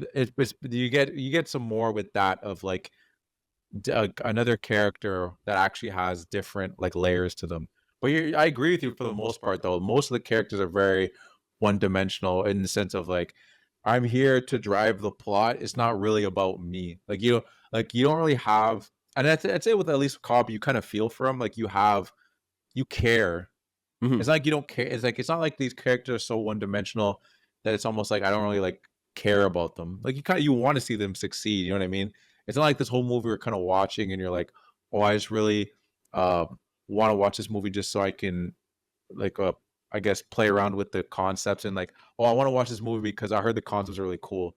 But it's like, well, also Leo in it and these guys are they're still giving good performances, everything, and it's like there's humor to it and stuff like that. It's not just like a very much like it's not like it's almost like documentary like where it's like let's just make a movie and it's just talk about dreams and talk about these concepts and stuff where the conversations about concepts are happening. I think there's more to it, but I agree with you to some point. I've never heard someone um say it like that, which is it's a good point, especially with this movie where it's very much like this is way more about the plot and the idea than the actual characters. Yeah, I just that's kind of my and I'm a big Nolan fan. Like I like those movies, Yeah, and I think no, for sure. there's room for both movies in the discourse of Hollywood and cinema. I Yeah. just I think that the best movies are ones that have both. That Hmm. have compelling characters that you can relate to or you can understand, as opposed to just like you said, basically plot devices that are there to drive plot forward. And Yeah. what's happening on screen and what's happening in the story is interesting, but the characters are just moving that forward. I think having both and kind of basically if you do it the opposite way around of story, like in writing, where you like I know Tarantino does this, he's mentioned several times, like he comes up with characters and then he Hmm. basically writes a story from there. Because so Yeah. you basically you're driving the story based on what your characters would do based on their character traits. So that's kind Yeah. of how it unfolds. And I think that's an interesting way of writing stories. And Christopher Nolan, I find, kind of works the opposite way, which isn't a bad thing. I just think it's No, two for different sure. things. And but I would say about Tarantino, I think sometimes in some of his movies the plot is weak Yeah. for that reason. So that's what I mean. So it's kind of like pros and cons, I suppose, but just two interesting ways of writing and telling a story. 100%. And what's it called again? You watch different movies for different directors will give you different things. And like I Hmm. was gonna mention Tarantino too because I was saying he is like the opposite of that. And I think that comes from because I actually read I read a Tarantino book that's like an old book because at the time when that book came out, I don't even think Kill Bill even came out at the time. It's like an old book I found like at a thrift store or whatever. And I was kind of curious about it because I was on my Tarantino kick. I was just watching all his movies and I saw this book and it's like it makes sense because like he obviously he comes more from like a writing background and like he always wanted to be an actor first. He didn't even really want to be a director. His whole thing is he wanted to be an actor. So I think he was always thinking character first. Hmm. Nolan's more of like a scholar guy and he actually went to film school. Tarantino never went to film school. So like he kind of and like again, Tarantino studied film in his own way just by watching them. Yeah, Nolan actually yeah. went to Watching school every for movie it. ever. Huh? Yeah, exactly. Exactly. Watch every movie ever 3 times over. And then he was like, he always looks at it, the characters first because he's always wanted to be a character and he's always attached himself to the character. He's mentioned that he likes directors and stuff like that, but he's always thinking character first. So it makes sense why they structure the movie so differently. And I agree with you. Some movies they're not very much plot driven, but sometimes you just sitting there, you want to kick back and be like, all right, I know this. I like these characters. Like he's got Yeah, iconic characters. that's what I'm saying. Like I'm not saying that one is necessarily better than the other, and there's room No, for no, both no, of them. I think they both can be very good. I just think like when you have both, that's what makes a great movie, no, for sure. not just a I good agree. movie. The last thing I'll mention before we get to awards is, unless you have other stuff, but No, no, go. I saw Brad Pitt and Will Smith were offered the role of Cobb, Oh, really? and I I didn't was see just I thinking, never I saw the Will was Smith one. I don't think Brad Pitt would be very good in this role, but I think Will Smith would be great. Yeah, I that'll think be this movie interesting. with Will Smith would be really good too. Like I think Brad Pitt is almost like he doesn't play that realism as well as I think Leo or Will Smith would. Mhm. Whereas, and when I say realism, I mean like, when he's, for example, when he's talking to Fisher in the second level of the dream and telling him that it's a dream and saying, I'm here to protect you, come with Yeah. me. I feel like in that like serious and stable kind of setting and what you need for that character in that moment, I feel like Brad Pitt doesn't give me that too Mhm. much. I think he's kind Yeah. of too he just kind of carries too much of that star power around, and kind of he would feel like he's, I don't know. I don't even know exactly how I would explain it, but I feel like he wouldn't do super well in a scene like that. Um, but I think Will Smith would have killed this too. Not Yeah, that for Leo sure. doesn't. Yeah, yeah. I think what's it called? I think a part of that is also, especially Brad at that time, because Mm. if you want to break it down too, Cobb's kind of like a simp. Brad Pitt in that at that time, he's too much of a heartthrob to me believe Yeah, him being a simp exactly. for Maul Yeah. like that. I couldn't imagine him being a simp for Maul. Like Yeah, maybe exactly. older, like Brad Pitt now, maybe he's like a little bit older, he's a little more rugged, but young Brad Pitt, I can't imagine him simping over Maul like that. It just wouldn't. It I wouldn't just can't work. see him Yeah. playing that character. I agree. Yeah. I mean, maybe they would have changed the story a little bit, but I Yeah, don't really think so. Like we mentioned, Nolan is really he kind of writes his story and he goes pretty close to by the book on it. So yeah, yeah, I don't think it would have been great with Brad Pitt in my opinion. yeah. No, that's a good point. But I and I agree with the Will thing. I think Will definitely could have done that because Yeah. Will's done so. Like he's shown he's got range with doing different concept movies too, especially at Mhm. that time. Yeah, I think Will would have been good in this too, and the action would have been good with Will as well. And but Oh, for sure. yeah, I guess we'll get to our awards unless you have anything Yeah. else. No, we can get into the awards. So the filmies, everybody, we if you listen to episode 1, you'll know what this is all about. I'll just give you a quick explanation as we get to each award, just in case you didn't see episode 1. So we're gonna start with our fit check. So pretty self-explanatory. The best fit in the movie, or worst fit in the movie, if that's the Yeah, direction you want to go. But yeah, true. who gets your fit check award? All right, so my fit check goes to Eames, Tom Hardy's character. It was in that first scene when they Cobb was again just meeting. Well, it was a meeting, but we saw them introduce meet each other for the first time, Yeah, and he had. I'm gonna start from the bottom down. So he from had the these. bottom down. Yeah, I mean, oh You're wait, going down into bottom limbo, up. huh? I would bottom up, bottom up. Okay. So he had these Doobie Brogues on his feet. That's the name of the shoe. The Doobie Brogues. They're like these brown like dress shoes. They're called Okay. Doobie Brogues. So I was like, okay, that's what they're called. But All right. they're fresh. They're these brown little they just look like dress shoes. They're kind of like Like some slide-ons. loafers. Yeah, basically some loafers.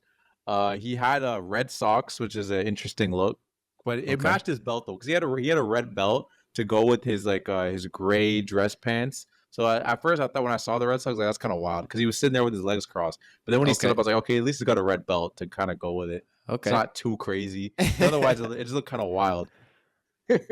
And then he had this salmon like button up with the collars like kind of flattened. He did that a little later on too. Where he had like these flat. I don't even know what you really call that look. Like I don't know if it's just like a Spread he just collar, maybe yeah something. he just had the collars flat. I thought it was fresh, and then he had like his khaki jacket on top of it. And you know his hair slicked to the side. It was just this guy was just about to be Bane in like 2 years. And it's just kind of funny to see him like all.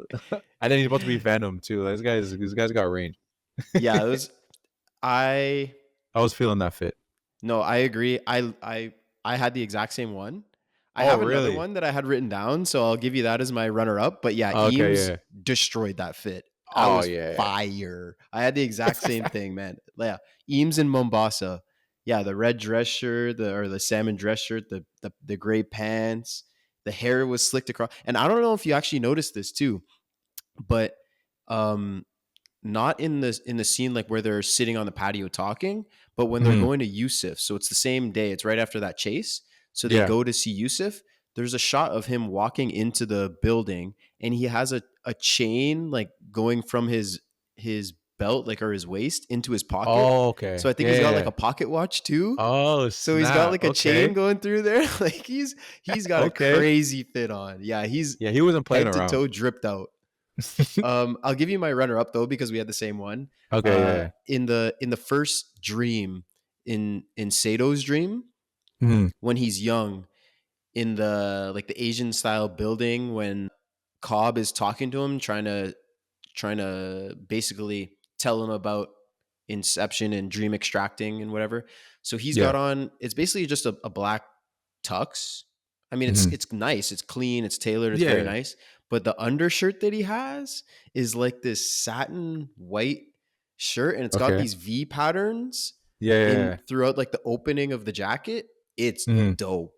Okay, I gotta go back. I don't remember it. Actually, I don't remember. Right at the start. It's right at the start of the movie in the first dream scene, and you'll see it right away. The jacket, like the suit, it's nice, but there's nothing crazy. But that undershirt is sick. Okay, I gotta check that out. Yeah, go check that out. Check that. They were all looking dapper. The whole movie, they were all suited up. Yeah, there was some. Everyone good was suited up. Yeah. No one was. I no mean, one was slacking. Captain Phillips with nothing. Oh and now we got some fire. We upgraded. We got some firewoods. All right. Let's go to our Ferris Bueller Lazy Award. So again, if you didn't hear the first episode, or if you didn't listen, then this is a lazy award that we can give to a character or the movie in general, or a director or anybody, just for being lazy. So who was the laziest person in the movie, Dion? To me, we kind of talked about it as we were going on. To me, it's kind of the sequence of the shooters in the rain. Okay. Like, to me, like, it's just, there's specifically one scene too when they were in the taxi car, and again the taxi car was getting shot up, and they backed up into a dude. I don't know if you remember that. Oh, when yeah. They drove backwards and they kind of crushed the dude in between two cars. Uh-huh. And when that dude was like on the verge of getting crushed, he was about like 4 a meter away from them. Yeah. A meter away from them. Shooting, missing. And I was in his defense, he's getting crushed by a car. I guess, but and only one bullet got pierced Cito. And I was like, all right. To me, I was like, maybe we should have done that scene differently. Maybe. I don't know. Because to me, that was a bit much. But okay. But we said it was like a whole stormtrooper thing anyway. Like, everyone was kind of just shooting. It's throughout the whole no movie, one's hitting really. anybody. My lazy award goes to not a person. It kind of goes to the movie, but it goes to the fact that every time something needed to be explained to us, the audience, either Ariadne or Sato is there to for them to explain to someone, right? Because if it was just Eames and Arthur and Cobb, they all know, right, how all this works, so they wouldn't have to explain. So for example, when we meet Yusuf and he brings them down to the basement where all those people are sleeping, where he's showing them how the sedative works. Yeah. And like we said, they're using this to dream because that's their new reality. Sato is there.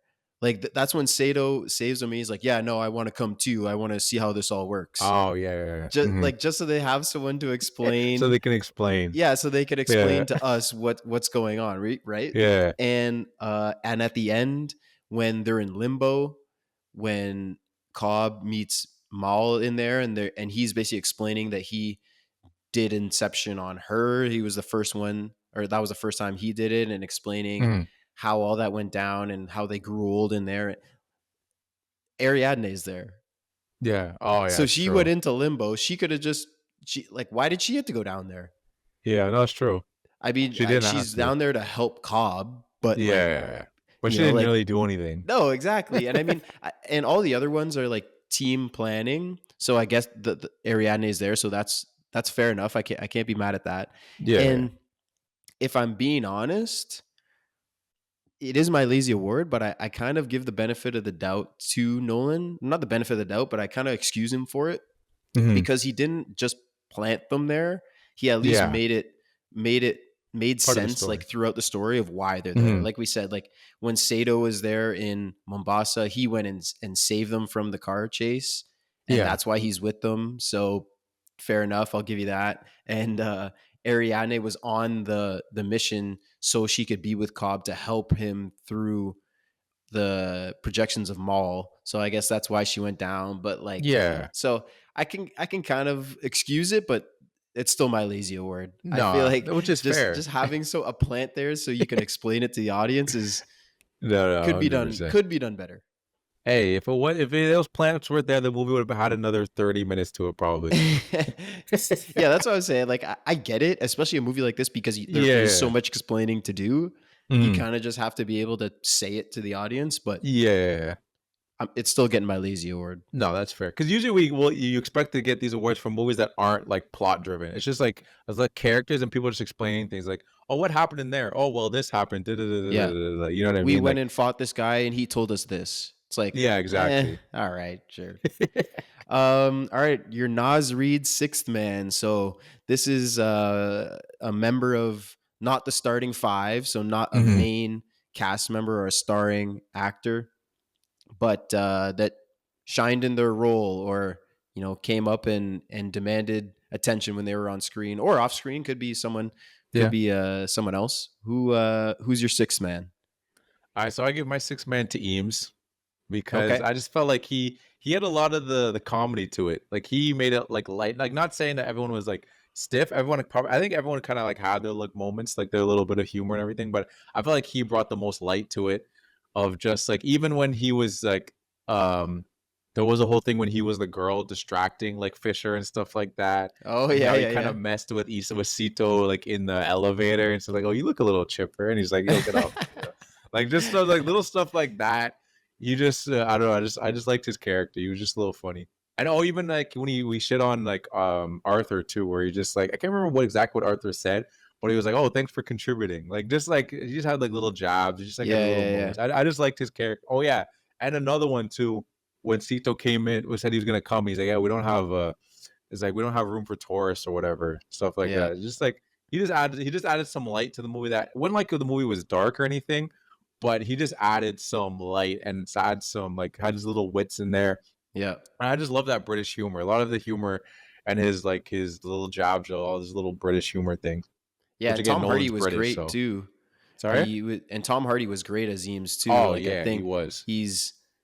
he can play different things too. Like I find when they were talking, him and Cobb, and it kind of explaining Inception to each other or to the audience, like talking about it, he's kind of showing that he knows what he's talking about, and he shows that confidence and in his delivery. And then in the action scenes, he's great. And like you said, when he's impersonating different people, he's kind of playing different roles. Like Tom Hardy was really good in this role too.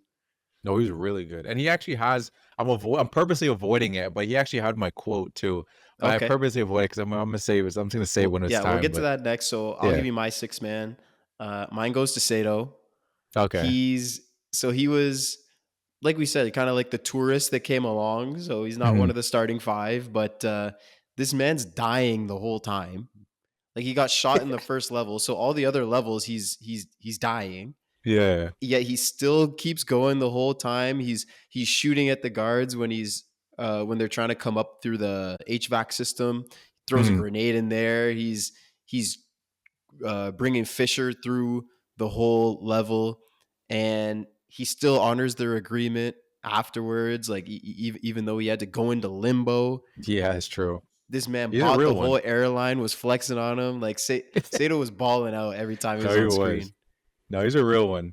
I like that. Exactly. I like Sato. He's a real one. He was my runner-up. If it wasn't for him. He was your seventh man. Yeah, he was my seventh man. Okay. All right. Give me your favorite quote. Self-explanatory on this award. Your best quote. What's your quote? So my favorite quote was with Eames. I purposely avoided it too. I probably want to slide it even though I was going through the synopsis of the movie, but it was that scene where Arthur was shooting the projection and he comes through and he takes the gun from him and he's like, "You mustn't be afraid to dream a little bigger, darling." Hey, okay. So just him throwing "darling" at the end just made me laugh. I just like the delivery. And he of shoots that. the grenade launcher, blows up the whole thing. It, just bop, and then bang. I'm like, okay, that was hard. It's a hard line to right before shooting and changing into a rocket. And the delivery's launch. clean there too. He's just like he's so calm there. He's mustn't be afraid to dream a little bigger, dog. Yeah, that's nice. It kind of makes me. It kind of gave me a little bit of like Bane vibes too, for whatever reason. I Yeah. mean, that is Bane, but just like his, I don't know, just his voice, the way he sounded in that moment, because kind of just like Yeah, I see what you're saying. I can see just the that. you mustn't dream. Like if he didn't say the darling, I could see Bane saying something like You that. Like, you mustn't mustn't be afraid to you dream a mustn't little be bigger. afraid to dream a little bigger, darling. My Shit. quote goes to Eames as well. Okay. But it's when him and Cobb are talking on the patio Mhm. early on in the movie, and the quote is, "You need the simplest version of the idea in order for it to grow naturally in your subject's mind." Mhm. So I didn't think it was funny or anything like that. Yeah, yeah, I it just doesn't have to I be. thought no. I just, because the movie, like we were saying, this is about the plot, and really we're trying to spend figuring out and staying on top of what's going on. I thought that Mhm. this quote was just a great way to set up why they have to go to such great lengths to go like 3 layers deep and do all of this extra stuff within the movie. Yeah. Because if not, like you said, you could just, or like they said in the movie, just basically try and give him the idea, try and slip it in, go into one layer and just tell his subconscious basically. But no, you have to the, give him the simplest version of the idea so it can grow naturally. So it's Yeah. just, I think that laid out kind of the rest of the movie, and that's why it was my favorite quote. No, that's a good quote. No, 100%. Because again, yeah, like you said, the quotes don't have to be funny. Those things don't have No, to be no, funny of course not. reasons. It's I'm not always gonna pick a funny reason. Sometimes like a funny line will just hit you, and then other times it's Yeah. like, oh, that was just like a powerful quote. That's a hmm good quote. I like that. Okay, your best scene. What's the best scene? So my best scene is just it's for visual reasons. Like it's not this, yeah. So the best scene doesn't have to be the most intense scene or anything like that No, or of whatever it is. It course. could literally just for me it's Whatever you just think a is the visual best. reason. Okay. Yeah, for me, there's just a visual reason. I just like the visual of the rotating lobby. Well, not a lobby, but the rotating like corridor room. Like when Hallway, the yeah. everything's just like rotating. I just like the way that look and just seeing him like run up the walls, fighting the guys, sliding and everything. And the crazy Yeah. thing about that too is like I saw like a video on YouTube and like they literally created like a whole like room and they just had it on a rotating axis. I And saw like that. shout out to all those actors because they actually like went through like no stunt doubles or anything. But obviously they practiced it, had the stunt doubles going through and everything. But Joseph Levitt, right? That's his Joseph name. Gordon-Levitt, That's yeah. yeah, oh, yeah, Joseph Gordon Levitt. Shout out to him for going through that because they could have done a thing where like they kind of hide his face, have a stunt double, and then he's like, nah, we're gonna do this. We're gonna keep practicing this. He talked about how scarier it was like in the hotel because at least in there, like all the dimensions of the rooms were like the same, but in the hotel, some of the drops were a lot bigger because obviously the room is a lot more like wider. So like when it Yeah. went like this, he was like, "Oh, we really had to make sure we were on our cues, otherwise you'd Yeah, fall on your I saw freaking that head." too. Actually, when I was reading on the movie, I saw the same thing, and he was saying it was like, it was brutal. He said like it was weeks of them doing that, and like at the end of the day, like he would just be like battered and bruised because you're being tossed around a room basically all day. Yeah. Like, yeah. So shout out to him. No, but yeah, that My was my favorite scene because like, I like the way it looked visually. It was cool. Made me think Yeah. of 2001 Space Odyssey. I don't know if you've ever seen that movie. Okay. Yeah. Not for a long There's a time. there's But a yeah. rotating room, and Nolan even says he got inspiration from it too. Okay. But rotating room. I mean, we know he got it from High School Musical, but anyway. So Yeah, my best scene, I went a little more general. I yeah. said the second dream of like in Okay. the hotel. So it includes Oh, that. okay. That's one of the reasons, like the flipping world and the no gravity is just awesome action. Like it's super Yeah. cool. It's Oh super yeah. cool because the camera's fixed to like that rig, so everything Yeah. looks like it's level Yeah. visually. But yeah, you could see them working their way around the room, super cool. But I also liked it because I thought the way that they tricked Fisher into helping them in the next level was super interesting. Like Oh you yeah. said, the whole, I can't remember the name, Mr. was it Charles. Mr. Charles? Yeah, the whole Mr. Yeah. Charles strategy I thought was super cool. Like the way he says, "Yes, you're in a dream, but no, you don't have to worry about me. I'm a part of your subconscious, and I'm here to protect you." And Mhm. then, okay, now we're gonna go into Browning's dream, so we can Mhm. access his subconscious, and you're gonna try and figure that out. Like the way they tricked him into Yeah, it was helping clever. them into his own brain, I thought was super interesting. No, I really like that too. I thought it was really clever. I like the way they structured that. It was smart. Last but not least, MVP. Who stood out to you most in the movie, or who was So what's a best? so again, for me the MVP I'll give it because again, if you haven't listened to the first episode, we can give our MVPs to anybody. It doesn't have Yeah, to of be an course. actor. It could be director, writer, composer, costume designer. I mean, we kind of give shout outs to the costume designer from Fit Check. You're right. Yeah. Maybe we should start mentioning them. We get to give them shout outs. But my MVP goes to Christopher Nolan because again, it goes back to what I was talking about in the opening scene of like I'm giving it an MVP just based off what it did for me and just like opening me up to. Cause I don't think I really watched that many like high concept movies. I think the highest concept movie that I watched before that was probably Fight Club. And at the time, I watched it as like a little kid. Like I watched it at Teletoon at night. I didn't even understand all the mini concepts. To me, it was just cool watching people fight and stuff like that. You rewatch Fight Club and you realize there's a lot of hidden concepts in there but I didn't really catch it at the time. It wasn't until I watched it like a second time when I was a little bit older. But this movie, I was old enough that I watched it and I was like, oh snap! Like this whole concept of dreams, reality, all this stuff, kind of got me interested. I'd be like looking up like what other movies that have like cool twist endings and da da da, and like so that's why I want to give Nolan just for that.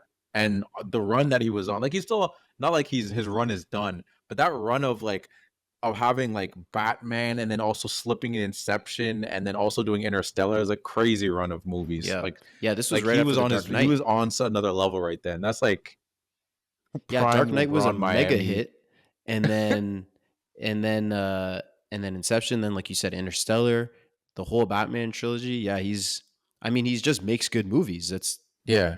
yeah.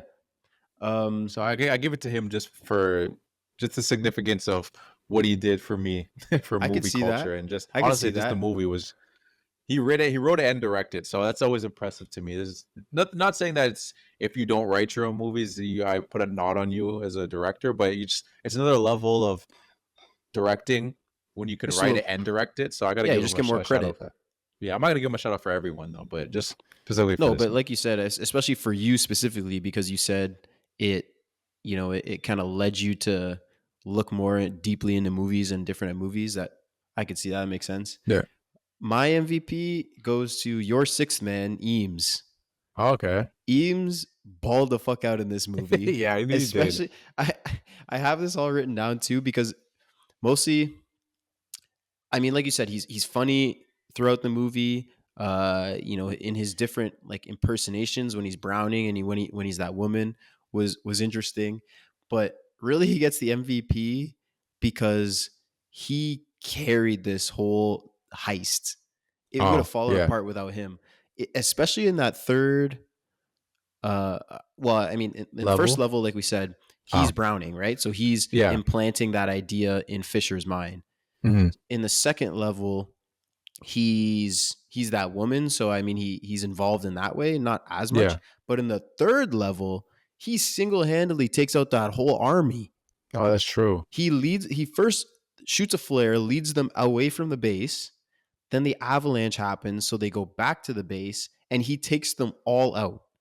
Yeah. So he's been running away. They were chasing him down the ski hill. They're shooting, missing him. He flips around backwards, bang, bang, takes two of them out. Then he's hiding when they run back. They're in a truck. He swoops by, cuts the line that they're dragging them, kills all those guys, throws a grenade in the truck, blows that up. This guy's going insane. Yeah, he's not playing. And then he gets the defibrillator on Fisher because Sato's dying. Mm-hmm. And then Cobb and Ariadne didn't get there in time, even though they were just sitting there shooting. He had to kill this whole army, and he still gets there first. Gets the defibrillator on Sato or on Fisher, and then while Ariadne and Cobb are down in limbo, getting Fisher back, he fights off the rest of the army while setting the charges around the base so he can initiate the kick. You see him fist fighting a dude, throwing him off the cliff. Damn. He's getting shot at the whole time. He's going nuts for this whole third level. 100%. And then he revives Fisher so he can go in and get the subconscious inceptioned. Yeah. And boom. If it weren't for Eames, all of this would have been for nothing. And he had to kill like 100 people in order to do this. And he's just an absolute stud. No, that's a very good point. Honestly, as you said the whole thing, I'm like, it literally can't go to anyone else but him. Like I wouldn't even want to give it to Cobb. He's too much of a simp Hell in that no. movie. He messed up way Hell too much no. stuff. It would have been better without Cobb. Because Oh, like the 100%. train that came through was because of him. Mao that came and shot fish. It would have been easier without 100%. him. No, for sure. No, They yeah, can't go to Eames Cobb. that's an easy choice. That's why he was my sixth man, because the only thing I had to give Nolan the thing. If it wasn't for that, he probably would have been my MVP too. So like, no, 100%. See, Nolan didn't get my definitely MVP. deserves it. Yeah, Nolan didn't get my MVP because I mean I don't have that side, that personal side, for like sure. you said, where Yeah, kind of nostalgically it kind of opened you up to other movies. I don't have that, so that's why Nolan didn't get it for me. But yeah, Eames just balled the fuck out for this whole movie, and he earned it. I have to give an honorary mention to again, this is more of a personal reason, to Hans Zimmerman, because this It's just Hans Zimmer. Yeah, Hans Zimmer. Yeah, I know it's Zimmerman. Hans Zimmer. I gotta give a shout out to Hans Zimmer, because this soundtrack, when I started flying my drone, I used to listen to this soundtrack. So this soundtrack is just deep ingrained in my mind. Yeah. What does that have to do with your music drone? when I fly my drone? Oh, yeah. really? And this was the first. It started with this album. This thing opened up a lot for me, I guess. Apparently. Yeah. Seriously. Holy smokes. Why do you? I just listen to the whole fly album when I fly my drone. Why is that? Because I don't know what I feel like when you fly a drone, you almost get like a movie feeling of like a title sequence kind of thing. Oh, so I was kind of like, let me listen to that. I listened to that in the Dark Knight, which is also on Zimmer too. Yeah, I listened to that soundtrack too. Well, he's Christopher Nolan's guy. Like we said, he has his guys, man, and all of his movies, I'm pretty sure, are Hans Zimmer on the. No, 100%. Same with Denis Villeneuve likes using Zimmer too. Zimmerman. Zimmer. I fuck that. All right, let's get it. You have any facts you want to throw at us? Well, I just threw a couple, like the Brad Pitt, Will Smith thing, but other than that, no, I don't really got nothing. Okay, that's cool. The one thing I'll say is that I always found this kind of interesting. I don't know if you ever heard of the movie Paprika. You ever heard of that movie?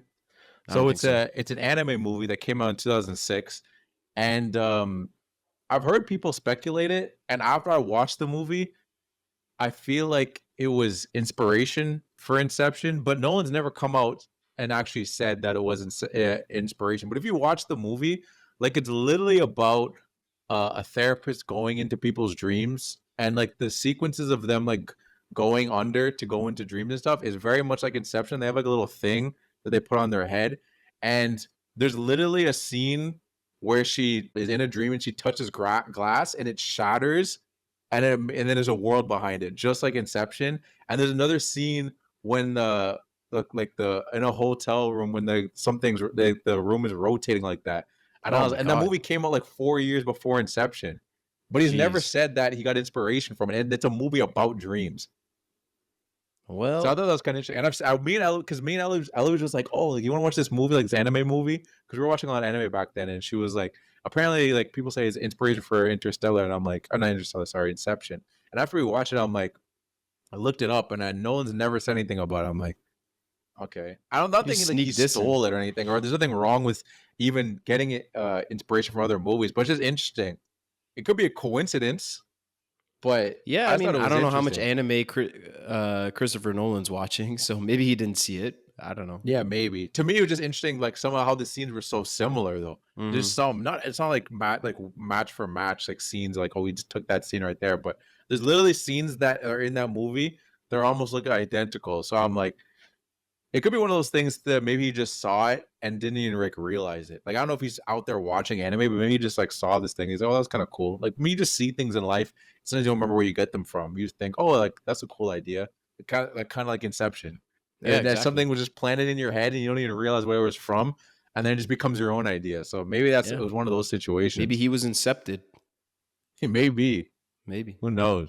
But yeah, that was something I wanted to point out because I thought that was interesting because I watched that movie, which also, if anyone is curious about that movie Paprika, it's like you talk about mind fucks. I watched that movie and I don't even understand.